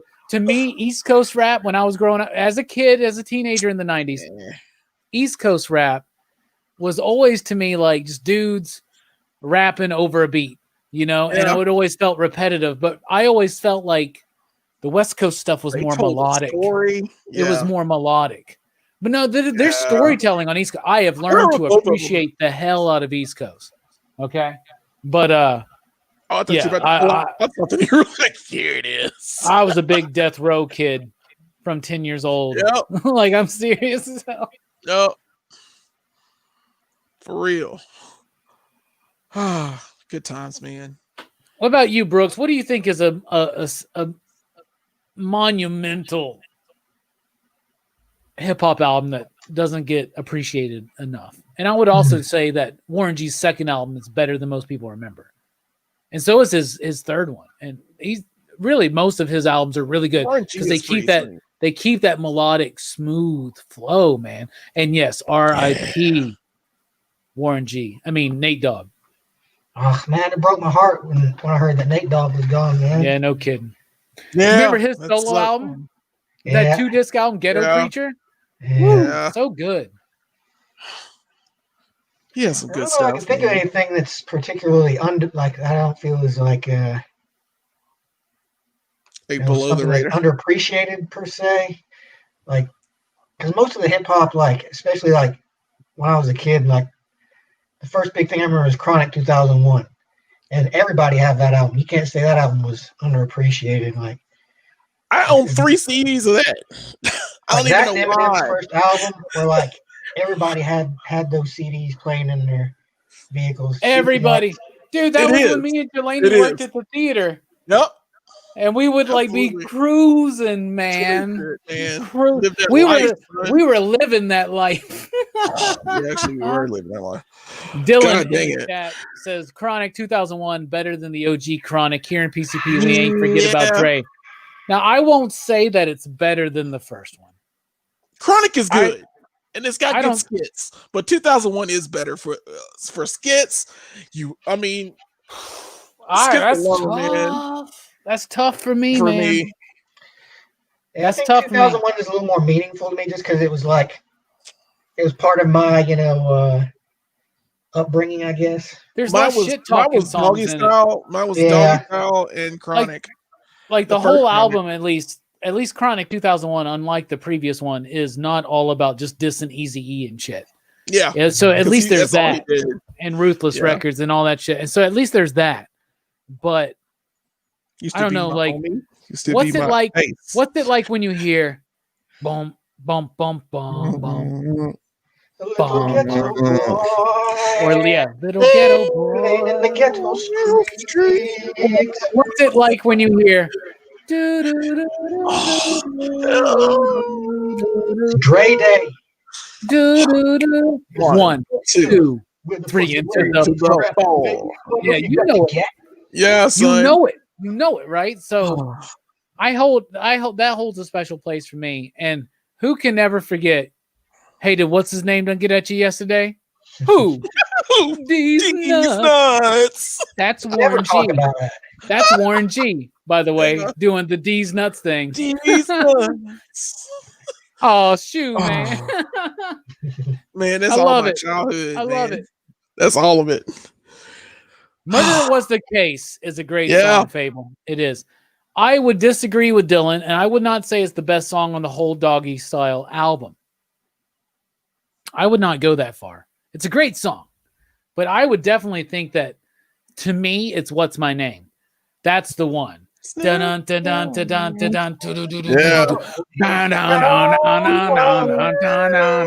His first song about his name. I tell you what, you drop that at any white person's wedding today, you're going to get everybody on the dance floor. Lose it. They lose their minds. It's like this generation's Footloose. I'm serious. I love that damn song. I love the whole album. That album is monumental. Doggy Style. Doggy Style is amazing. definitely Snoop's best album, but I don't think we need to sleep on The Last Meal. Mhm. That last No Limit album he did with Hennessy and Buddha and Dum diggy dum dum. right Yeah. with Nate Dogg and everybody else. And what was that? Set It Off with Ice Cube Set was It on Off that. was Set yeah. It Off. And that album had so many. It had the S and double OPDO double just Z. Like, that whole album is amazing. But the album before that's good. No Limit Top Dog is good because it's got that we stay on point like Stacey Adams. Yeah, that's right.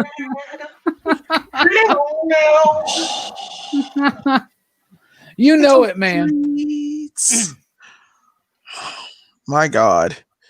How do we go back to this? Good job, whoever did this.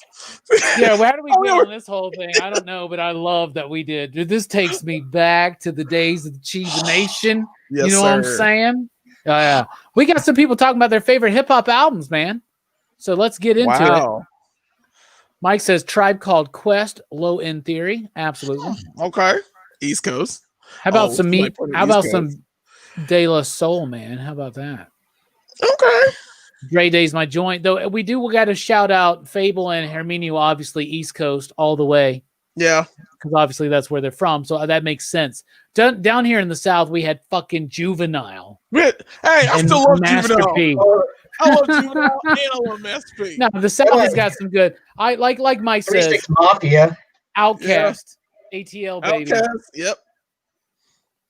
187 was dope. Yeah, dude. Mm-hmm. 2001 Chronic Slim Shady's LP, Doggy Style, Get Rich or Die Trying might be some of my best albums ever made. Hell yeah, Dylan. We like the same music too, Yeah. man. Cool, man. Well Chad done. says we're all too young. Okay. Okay. All right. I'll tell you this. Fable, you're my dude. Not only is Illmatic dope as fuck, Stillmatic's dope as fuck, I am. It was written. I am a fucking Nas fanatic. Best Nas is rapper out of New York, the in my East Coast. fucking Yep. opinion. Period. I fucking love Nas. Love it. Wu-Tang, 36 Chambers. NWA, Hard Knock Life. Straight out of Compton. Compton. Yeah. Skilo. Why you skip Juvenile, son? You know Juvenile's real. I was getting back to it. Yeah, Juvenile's real. He was big in New York. Yeah, he was. Everybody had to back that ass up. That's right. I actually think that. I think the first 50 Cent album's pretty dope. Yeah. It still is. DMX's early stuff was pretty good too. Yeah. I like His his first Darkness four Out albums. Hot. His first 4 albums are solid, I think. Yeah. His Darkness Out and Hell is Hot, Flesh of My Flesh. Yeah. Blood of My Blood. Yeah. And then there was X. And there was X. Yeah, there was X, and then what's the fourth one? Forgot to Great Depression. Yeah, and by the way, if you want to get white people on the dance floor on a wedding, just play "Y'all Gonna Make Me Lose My Mind." Oh, that's my jam. I can't wait till we start playing Sean Paul all the time at weddings, because you know how much I love Sean Paul back in the day, man. In the Audis, I guess we call them now. They are the Shake Audis. that thing, miss. I love every shake that thing.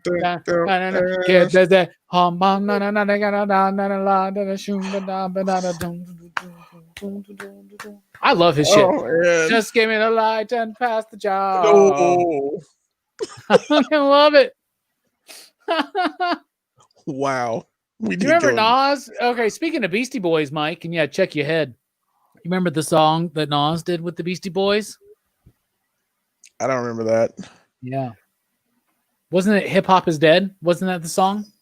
Am I misremembering?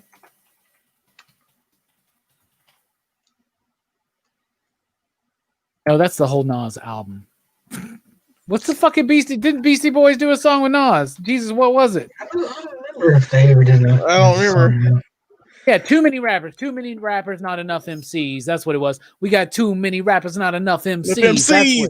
I remember that song. Okay. Chad. Tennessee. I challenge you to a game of horseshoes. A game of horseshoes? Dude. And everyday people. Dude, I love me some Arrested Development, man. Oh. The first shit I was into was Fresh Prince, Kid and Play, and Arrested Development, Salt and Pepper, and then the first hardcore thing I got into was like House of Pain and Cypress Hill. Cypress Hill, man. Oh yeah. Insane at the Brain earlier this evening. Going insane. Got no brain. Got no brain. Their latest album the last one I heard, it was one of my favorite albums, I think last year. It was Elephants. What was it? Elephants on Acid. It's like hip hop, West Coast hip hop psychedelia. It's like, I really like it. It's trippy. It's like psychedelic hip hop, and I think it's really, really good. What rap song do you think would be good in a vampire horror movie? Like to set the actual tone for it? Anything from the Blade soundtrack. Yeah. Is that a cheat? Pretty Is much that a cheat? Because it already was. Oh my God, dude. Like any of DMX's like Omen songs, or even like Flesh of My Flesh, Blood of My Blood, really. That'd be cool. Yeah. I would like to see Nas's one mic redone as one blade used in a Blade movie. All I need is one blade, one sword. You know what I'm saying? Nah. No. In vampire films, I tend to like East Coast because of the Blade soundtrack a lot, but so I'm heavily influenced by that. But I don't know, that would a hip hop song I would like to see in a vampire film. Just a straight like either gangster rap, doesn't matter. Yeah, good rap song that would be good as a soundtrack or in a soundtrack. Here's one. I'd like to see put one in Near Dark, for example. I'd like to say take New Jack City and make a vampire film out of it, right? Mhm. And then I'd want to see the Snoop Dogg song used from that album that we were talking about, The Last Meal. I don't want anybody to get the wrong idea of me. I don't have nothing to hide. I want the world to see. Yeah. Okay. I'll say that. I get it. All right. That would work. I was just checking. I don't know. I just wanted to know. Just your thoughts. What about you? What's your answer? God dang it. And I had it in my head and I missed it. Cause it was oh God. It's anything from Eminem, actually. I think Remember Me. Venom. Oh God, no. Venom. Although we do need to say that. It does not need to be understated. But yeah. Remember me. Yeah.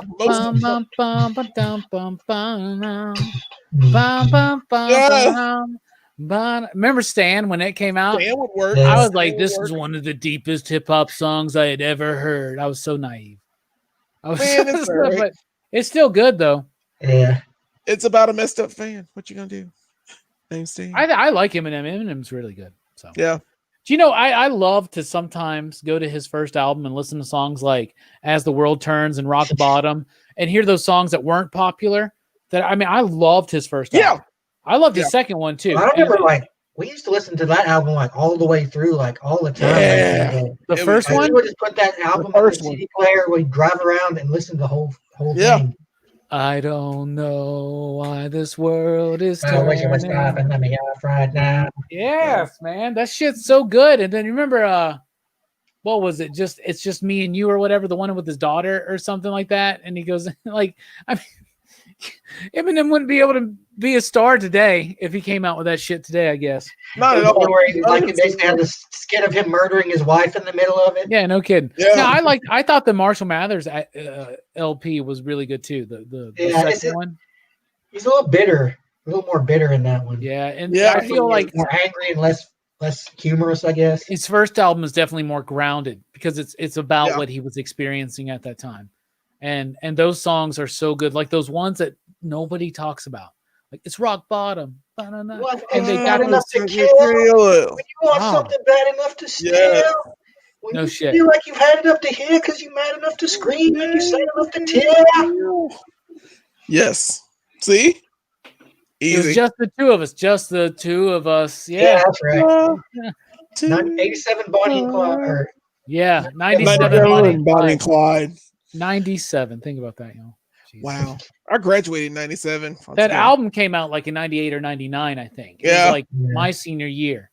But God, it was big. I was a big fan too. I liked it. And the one song, My Name Is not. It's not even the tip of the iceberg of what Eminem actually does. Yeah. Not even close. The lyrics are kind of. My mind's playing tricks on me. God. Yeah. Oh. I still have that CD somewhere. Oh God, I have a whole ton of CDs. Still, I kept all my CDs. CDs nuts, man. See, in your mouth. You Present them. You never finish. You never finish. Never finish. Pulling out inside jokes from 20 years ago nobody gets. That's funny. Done. Hey, Brooks, Jelani suggested a topic. Why don't you? Oh. Well, now I'm on the spot. Yep, that's how it works, man. That's a preview. After the whole hip hop tirade we just went on, and I was like, where do I go from there? I don't know, man. We were talking about vampires and how vampires do stuff in movies. We could stay on that topic for a second, or we could do something else. You like food? Whatever, Brooks. Food. Me too. Nobody in the chat's asking questions. They're just chatting with us, but nobody's asking questions. So, Brooks, come up with something you want to ask. Ask us. Ask the chat. Come on, Brooks. I'm putting you on the spot, man. Yeah, I know. You can do this. I'm trying to think of this like a subject. Don't think too hard. Just what pops in your head. Huh.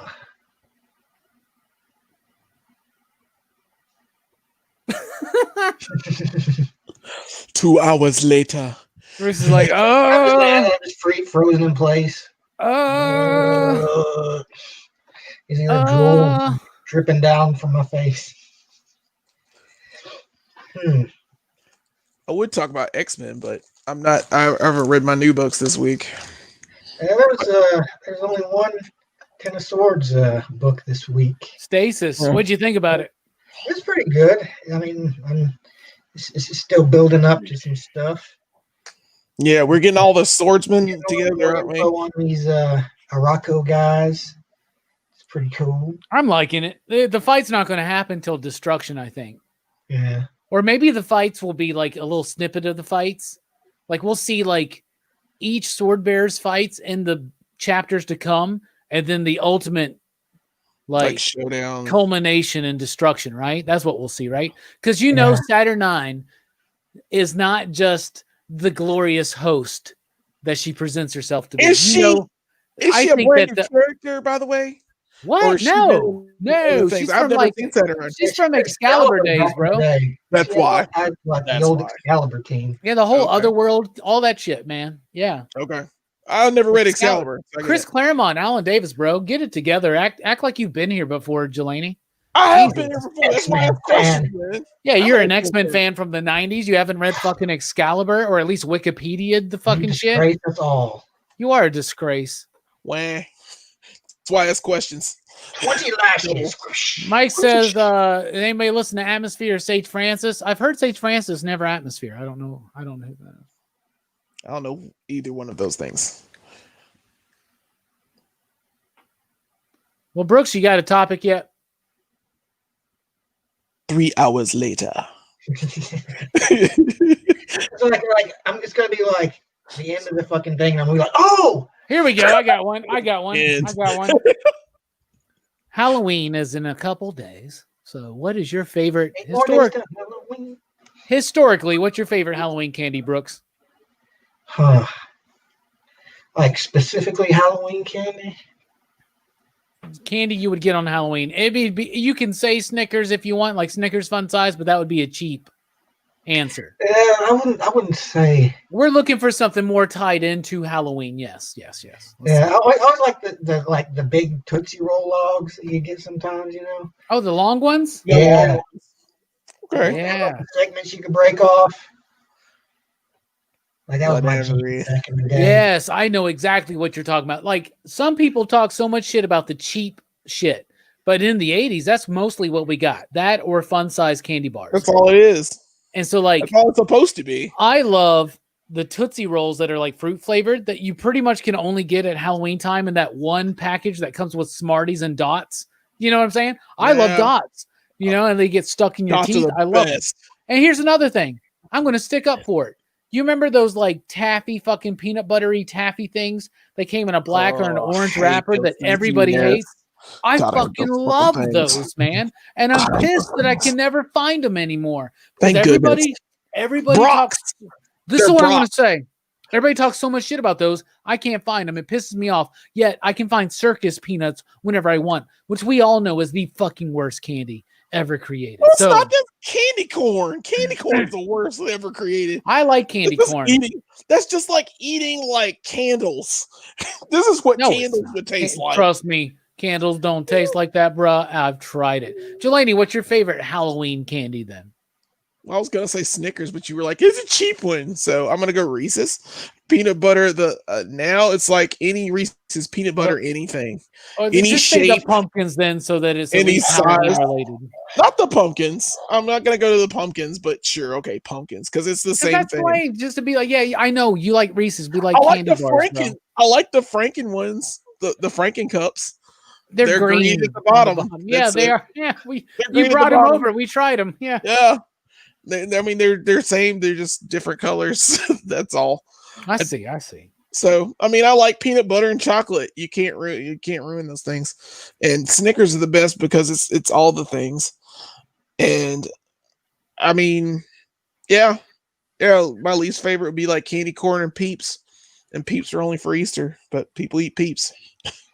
I mean, you like sugar daddies. So do I. Yeah, they're good. I used to love the peanut chews we got a lot of. Yeah. And I love candy corn.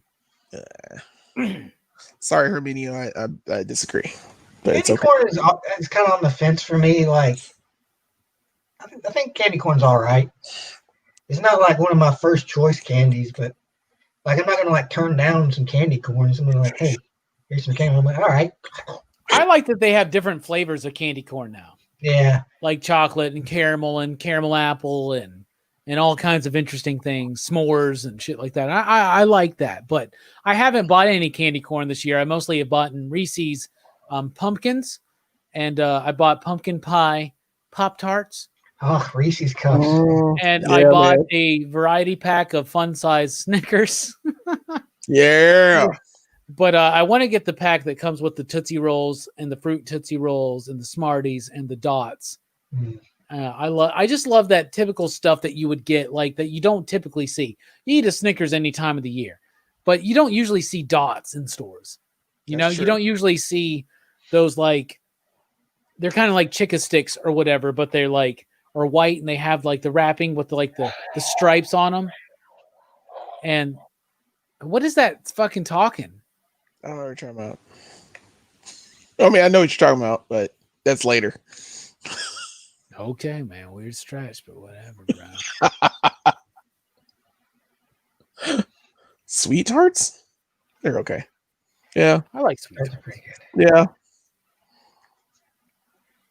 I have something like that would probably like a question for like more for like the audience, because I know Robbie's probably not as into it, but like people's like in Jelani, I'm not sure about you, but like I've been playing Castlevania games like this month a lot. You know, it's kind of a Halloween thing for me. Like, so like I'd be curious to know what people's like favorite Castlevania games were in the series, because it's a pretty expansive series by this point.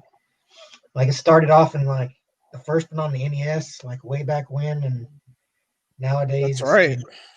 It's kind of died off, I think, now. But they're doing like the old developers have gotten into. They're still making games. Didn't Konami make it, or who made it? It was Konami. Yeah. Because I remember, I think I remember playing Symphony of the Night. I wasn't big into Castlevania. For PlayStation. Yeah, I played Symphony of the Night, and I like that. I don't think I beat it. Rondo of Blood's a good game. Okay. You couldn't really play it here in the States without, like the turbo graphics for the longest time. Yeah, it's hard to pull out. How many games did they make for Castlevania? I don't know. There's a good bit. God, great. Like, yeah. There's four for there's 3 for the NES, and there were 2 for the Super Nintendo, and after that I get lost, because there's like Lords of Shadow and different other series too. It's different Belmonts. Yeah. In different phases. It's a different Belmont in each one. Okay. Like, have you played any of the old classic ones a lot? I played classic Castlevania years ago. I was terrible at it. Yeah. And my dad got me a bunch of classic NES games, like when I got my first Nintendo. So I mean, Castlevania was one of them, and I was just terrible at it. I was I played like a lot of Castlevania all when I my was younger. timing. Mm-hmm. Like I appreciate it more when I got a little older. I got you. I think Castlevania 4 is probably like the best one overall. But I really like Symphony of the Night and Rondo of Blood a lot too. Okay. Yeah, I remember. Symphony of the Night is a fun game just because it's like the exploration aspect of it, I guess. Yeah. Running around castles. Yeah. And you did find a lot of stuff in that game. Yeah. A lot of stuff in that game. There's a lot of little funny in-jokes and stuff. Yeah. What is your favorite comics series adaptation? What do you mean, like into film or TV? Like, I guess, like, what's your favorite comic book adapted from something else? Yeah, is it Like from the Dark something? Tower books.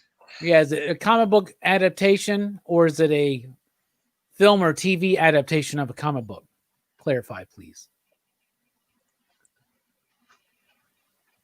We just sit here and wait. Yeah, 2 months later.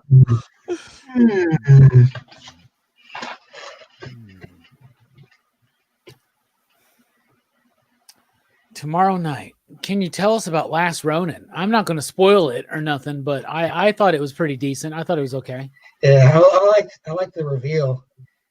It's like I was trying the whole time. I was trying to think like which one is it? Which one is it? And Which like, one I was is like, it? You can tell me, right?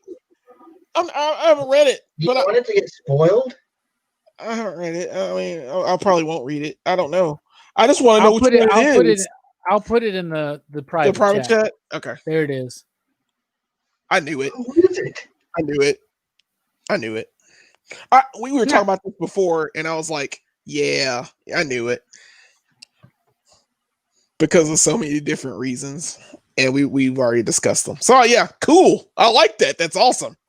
I like that we were right. You should read it. It's good. It's good. I'm gonna read. I mean, you know, I don't read outside just yet. I'm still inside, and like, Is that issue still hard to get?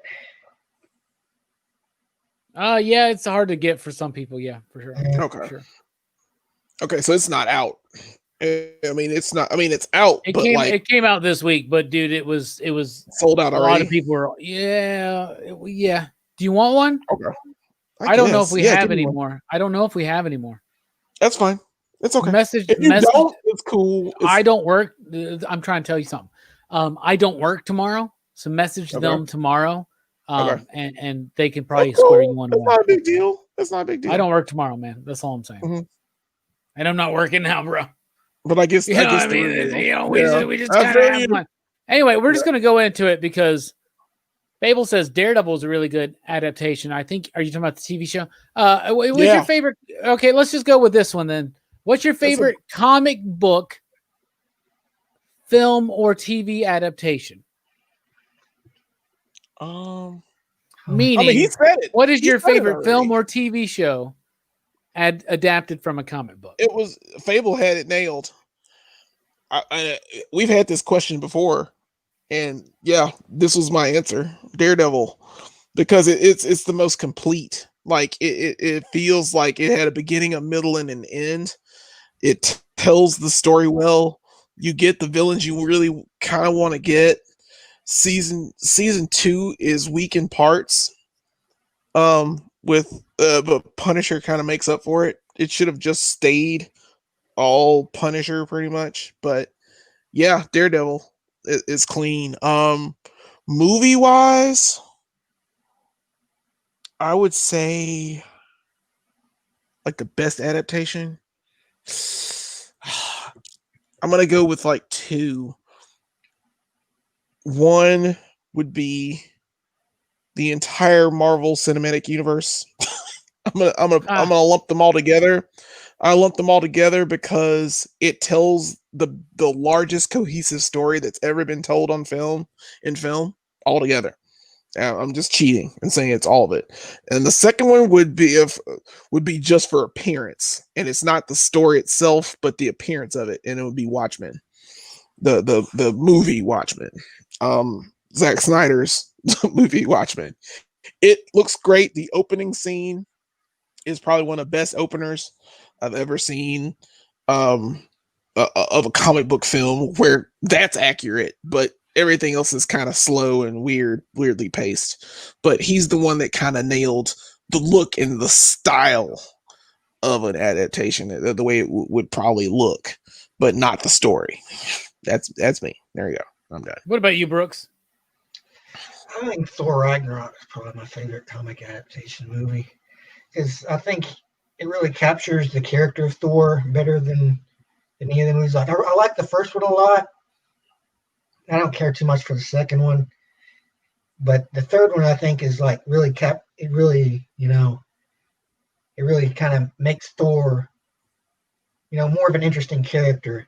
And I love the Kirby-esque like settings of Sakaar, like when the Grandmaster's buildings and stuff. like just the style of the movie overall, and it's Thor, who's like my fave. So yeah, that'd be like when the question was posed, that was the first thing that popped into my head. Really, What about TV? TV. There's been a lot. I'd probably say Wolverine and the X-Men. Okay. Oh, that's a good I choice. like Wolverine and the X-Men a lot. I wish it had gone like at least another season, because at the end they teased Apocalypse and then that never happened. Yeah. I was bummed about it. But yeah, the Wolverine and X-Men is such a good show. I especially love what they did with Gambit in it, where they just made him like this. Just made him like this this kind of douchebaggy thief. Instead, he's not an X-Man. He's just like He's outside of it. He's a thief, and he tries to steal Magneto's helmet. Yeah. And he doesn't say "ha ha" and share a lot. For I do not know. For TV series, I would go Umbrella Academy at this point. Like, I think that's probably my favorite comic book into TV. My favorite comic book into movie is Blade. Blade. So it's kind of odd. Damn it, Frost, I'm talking to you. Right behind that would probably be like Batman Begins, and then I got to give a shout out to Ghost World. Daniel Clow's book that was very well done in film, was it not? And History of Violence. History of Violence is awesome. Yeah. And Road to Perdition. Road to Perdition. So, yeah. I was gonna say yeah. That's very so good. those are some good ones too. And yeah, Herminio's probably got the best adaptation from comic book to anything else is Batman the Animated Series, because Batman the Animated Series is better than any Batman comic book run has ever been. Yep. It's the best. My Batman it gets the essence of Batman. I knew Batman the Animated Series. Yep. And his Rogues Gallery. Like, and it added episodes. So and it much added more lore.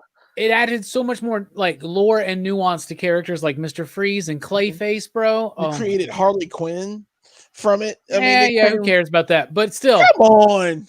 It did so many other things, man. It did. And it led to a whole, like, the very first, like, almost near, like, not cinematic because it was like, but animated universe. It did. Right? Because it led into Superman, which led into Justice League. Yeah, Justice League Unlimited. Young Justice for a minute, for 2 seconds. It's good. They're all good. Herminio says, yes, it really is. And Fable says, agreed 100%. Mask of the Phantasm is my favorite Batman movie. And the music, the opening good credits. Yeah.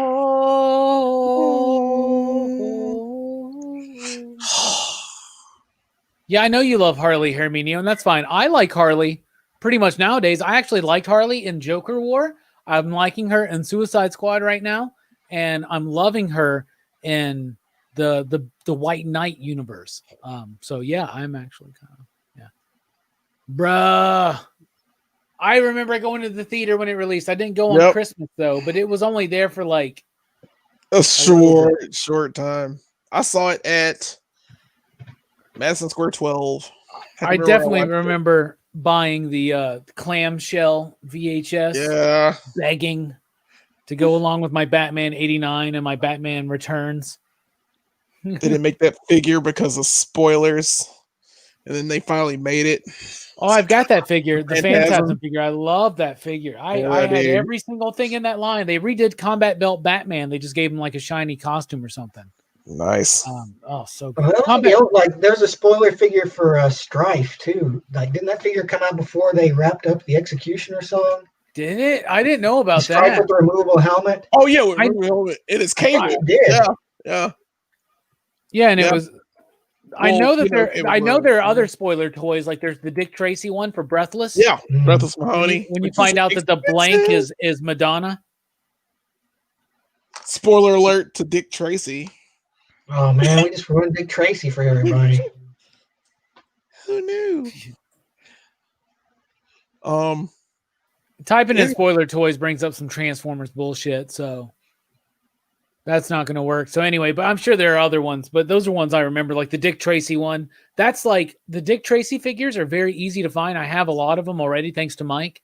He got them for me for Christmas or my birthday one year. And but the Madonna figure, which is the blank because she has the removable mask, that's like the rarest figure. To get that on cards, like I think like a couple $100 or something, which is ridiculous. When the other ones probably are so never easy to even find. came out here too.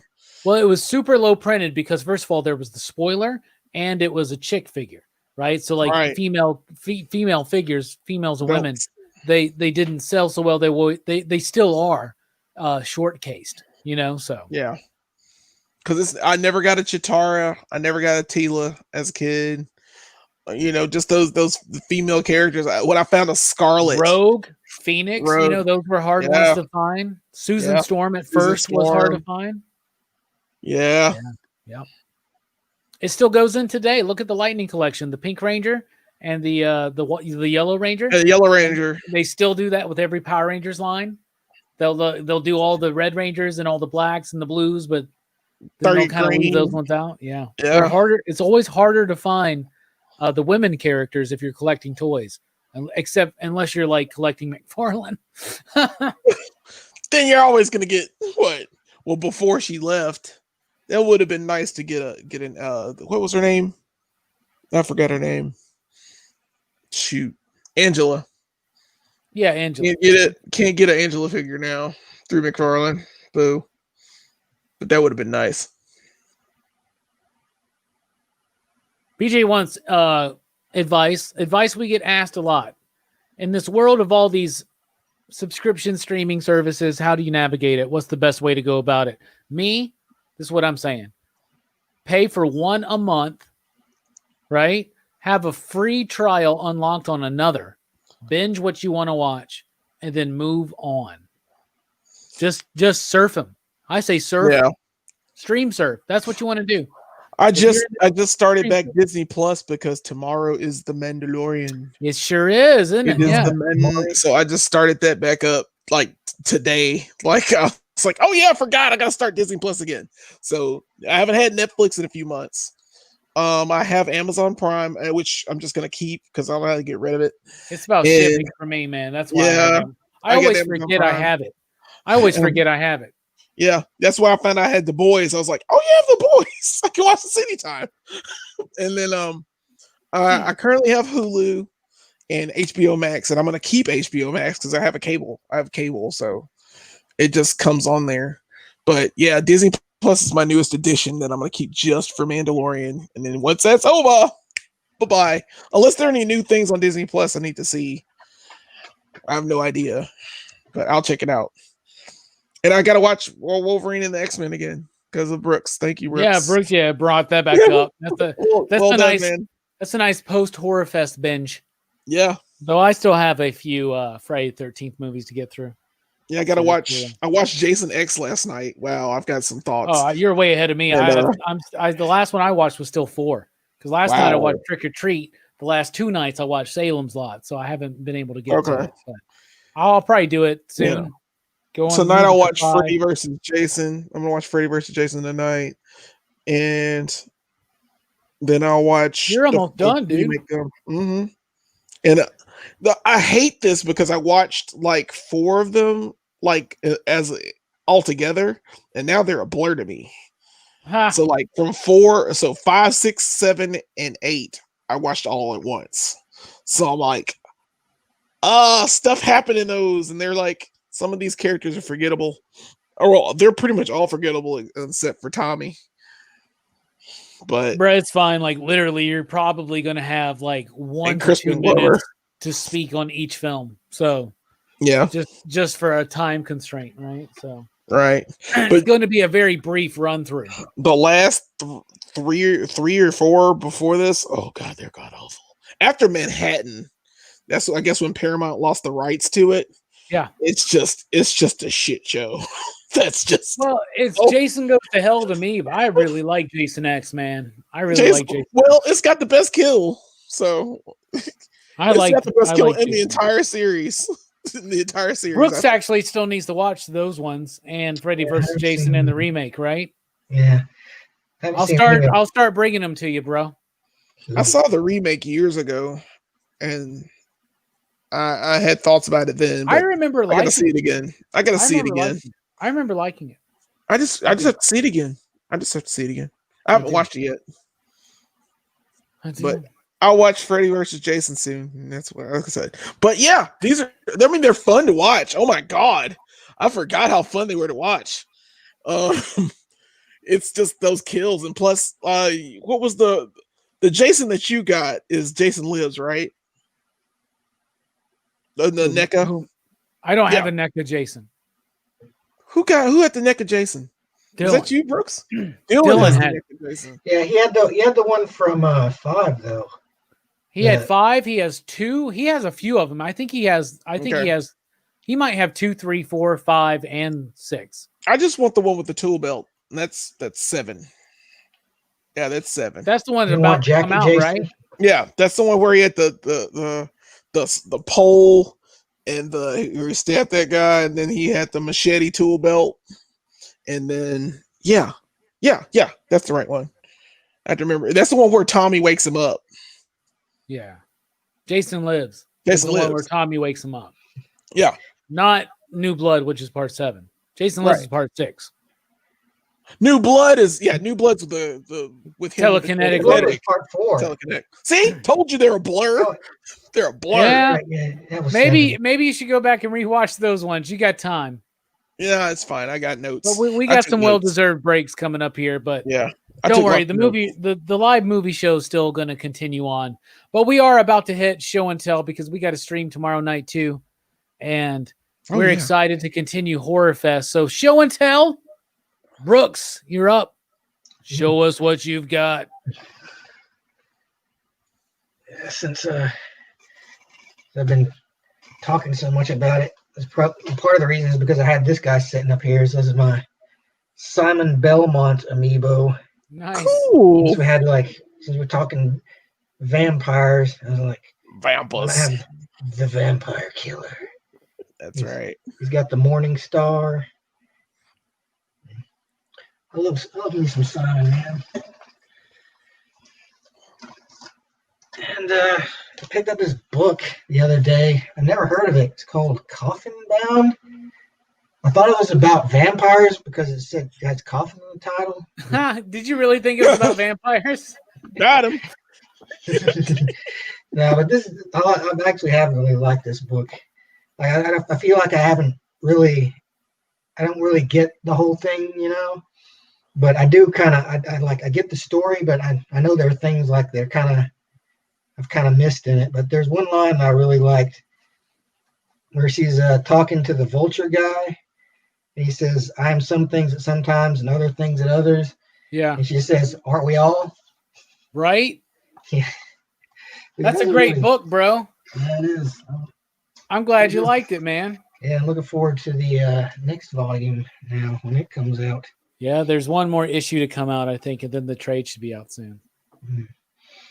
And as I know everyone's been enjoying it so much, I'm doing another one of my top 3 magic cards of vampires. Nice. Starting with Olivia Voldaren. She turns creatures into vampires, and then you can steal them, which is pretty good. And then we have this guy. He's called the Bloodline Keeper, and you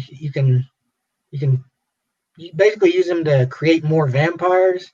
And if you get enough vampires, you can transform him into Lord of Lineage.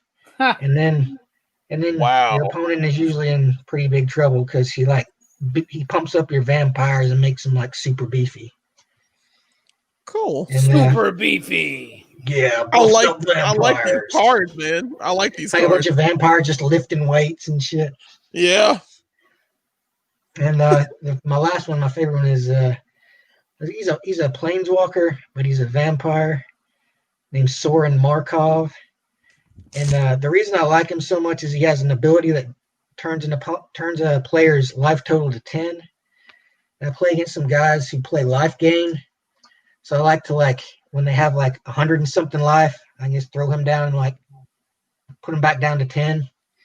it's funny because like their faces go all like. But yep. Very nice. There, took my headset off for 2 seconds. Very Yeah. nice, brother. Very nice. I like your cards, man. All right, that was a nice I know show and everyone's tell. like, oh, he's doing the card thing again. Well, I I love like it. those, man. I like Magic now. I hope you Well, do I your like your top grand 3 plan. favorite slashers tomorrow night. That's interesting. Or some kind of Halloween theme. I'm sure you can piece something together. Yeah. All right, next up for show and tell is me, Rockin' Robbie. Well, show us what you got. Well, here's that Tommy that I opened up the other day, then I dropped, so I couldn't show it off. He does have the ponytail. Finally, we get wanna- to see him. Just want to be that, there it is. I did open up that NECA Nice. Freddy, and it looks so freaking good. He looks awesome. Dude. He does. Don't forget He's the so- power glove. It's not that one. It's the one from part 1. But This is still. part 1. Look at that. Yeah. The detail on these figures, man. Oh, it's great. They're The great. fact they have so many. Yeah. They're great. I want to show off another figure I got, finally. Got you a Spawn with the Got mace. me my Mortal Kombat Spawn with the mace. I'm excited to open this up on a Rockin' Robbie Live in the future and check it out because it's just going to remind me that the Todd McFarlane Kickstarter Spawn's coming soon. It's coming. I got to check Appropriate the Kickstarter page. to Horrorfest and to perpetuate the need for reading. This is a really cool book that I should have showed off last week, and I didn't even remember that I had it, but it's the Book of Werewolves. So it's like a collection of a bunch of like actual legends throughout the years about lycanthropy and all that kind of stuff. It's a really, really cool book. I enjoyed around these times. Everybody knows I'm not that big into games, but I like old school games. And when people ask me what my favorite handheld system was, I'm like, well, it was the Game Boy, right? But right behind that were Tiger Electronics. So there's my Batman Returns. And I do want to let everybody know that these do still work. Wow. And it's the car. Yeah, right? So there's that. And then the one that you guys saw when you came over the other day. Let me turn it on and start. Sonic 2. Sonic 2. This one's rather easy to play, actually. You just kind of hit the same button in the same pattern, and you can do it. But anyway, I like to show off those tigers because I thought those were cool. And since it's Horrorfest, and it's been a theme of me showing off my new horror Blu-rays that I've been getting to rebuild my collection after being purged not too long ago, I got Night of the Demons. Cool. Scream Factory. And I got this one on a good deal, and I'm super excited. Jelani's going to freak. Oh, shit. That is cool. You got all of them. It's Critters 1, 2, 3, and 4. We got And a beautiful, beautiful Scream Factory set. Oh, that's awesome. Oh, it's gorgeous, and I'm super pumped.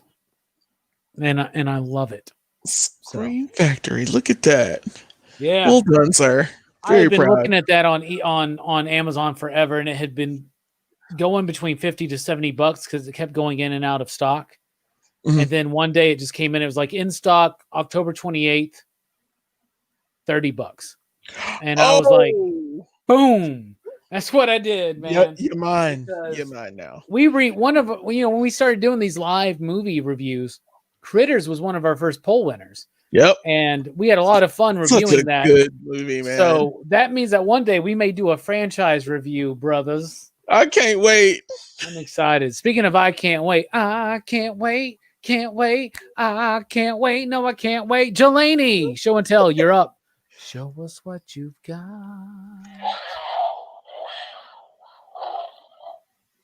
Well, meanwhile, I picked this up for no reason. I have a Jaguar now from Jumanji. I got it because, reasons. Weird fucking Atari Jaguar. Weird stretch. Oh, dude, an Atari Jaguar. Let's get one. Yeah. Let's get one and play them. He has the greatest sound effects. I love it. That's dope, man. And I also got the Tiger. who is basically the Jaguar but a different color. But I had to get the Tiger because War Eagle, and so I'm an Auburn fan. War Eagle, anyways. War Eagle, anyways, and those are pretty solid. I like these. And next I have something that you might be getting or might already have soon. I don't know, but I decided to get Tommy. Nice. I got the Tommy Oliver, and I never know where my camera is. He's got the headband, and he's so cool. But yeah, now with him, he's got the lighting effects for his sword too. That's cool. Yeah. Because the Green Ranger originally came in that 2-pack with the putty, but this one comes with that lighting effect and that extra head, which is extra head. Yeah, son. I'm about that life, but I am a Billy away from all the Mighty Morphin Power Rangers, and then I'll get Zordon and ay later. But I'm so happy I got this one. This is the first one I opened, so I was like, "Yeah, I'm gonna get Tommy and open him." So yeah, so there's that. And then since we are Vampa themed, I decided to put my blade on the Punisher bike and show him off. But I love this blade now. Now he's just a basically kick bashed blade. What blade is that? This is the blade. This is the Marvel Legends blade that came out like a couple years ago. He comes with the sword from the movie version blade and the that spinny thing, the spinny throwy thing. Does he have it? Do you have a coat on him? And he has a coat from the Punisher. I kit bashed that from the Punisher. Okay, I got you. I was like, how'd you get it? He's got the Punisher bike. I have that blade, but I've never opened it. Yeah, but I love that he's on the bike. He's kind of got the mostly bald head too, right? Yeah, he's got a mostly bald head in this one. I like this one better than the bald head. And then, of course, I should open my blade toys one day. You should open your blade toys. I think I should just get doubles. Well, you got the best blade toy. That Mezco, man. That Mezco's clean. Yeah, that one's open. yeah. But then, all right, and then I'll end it, of course, with a vampire. Oh, nice. Mobius, the living vampire. Dude, I want to get the 90s one that's got that like switchable face. Yeah. But this one's pretty good. I mean, it took me a while to get this figure. Like it had been like sitting in Toys R Us for years. But once again, Toys R Us is gone. And I never bought it. And then I just broke down since the Morbius movie was coming. I was like, this figure's gonna be a lot soon, I guess. But I just bought it and for like $9 on eBay. And it came in like 2 days ago, and I was like, sweet, I got a Morbius figure. And he does look good. He's got those two capes, and I like this one more, of course, because it's not relaxed. And he's awesome. And that's all I got. That's my show and tell. Man. That's dope, man. Nice show and tell, everybody. Thank you for joining us tonight for the stream. Salem's Lot, tomorrow night, 9 p.m. Central Time, Halloween 2018. Be here or be a square, but that wasn't a perfect square. That was like an oval. Brooks, final thoughts for the night.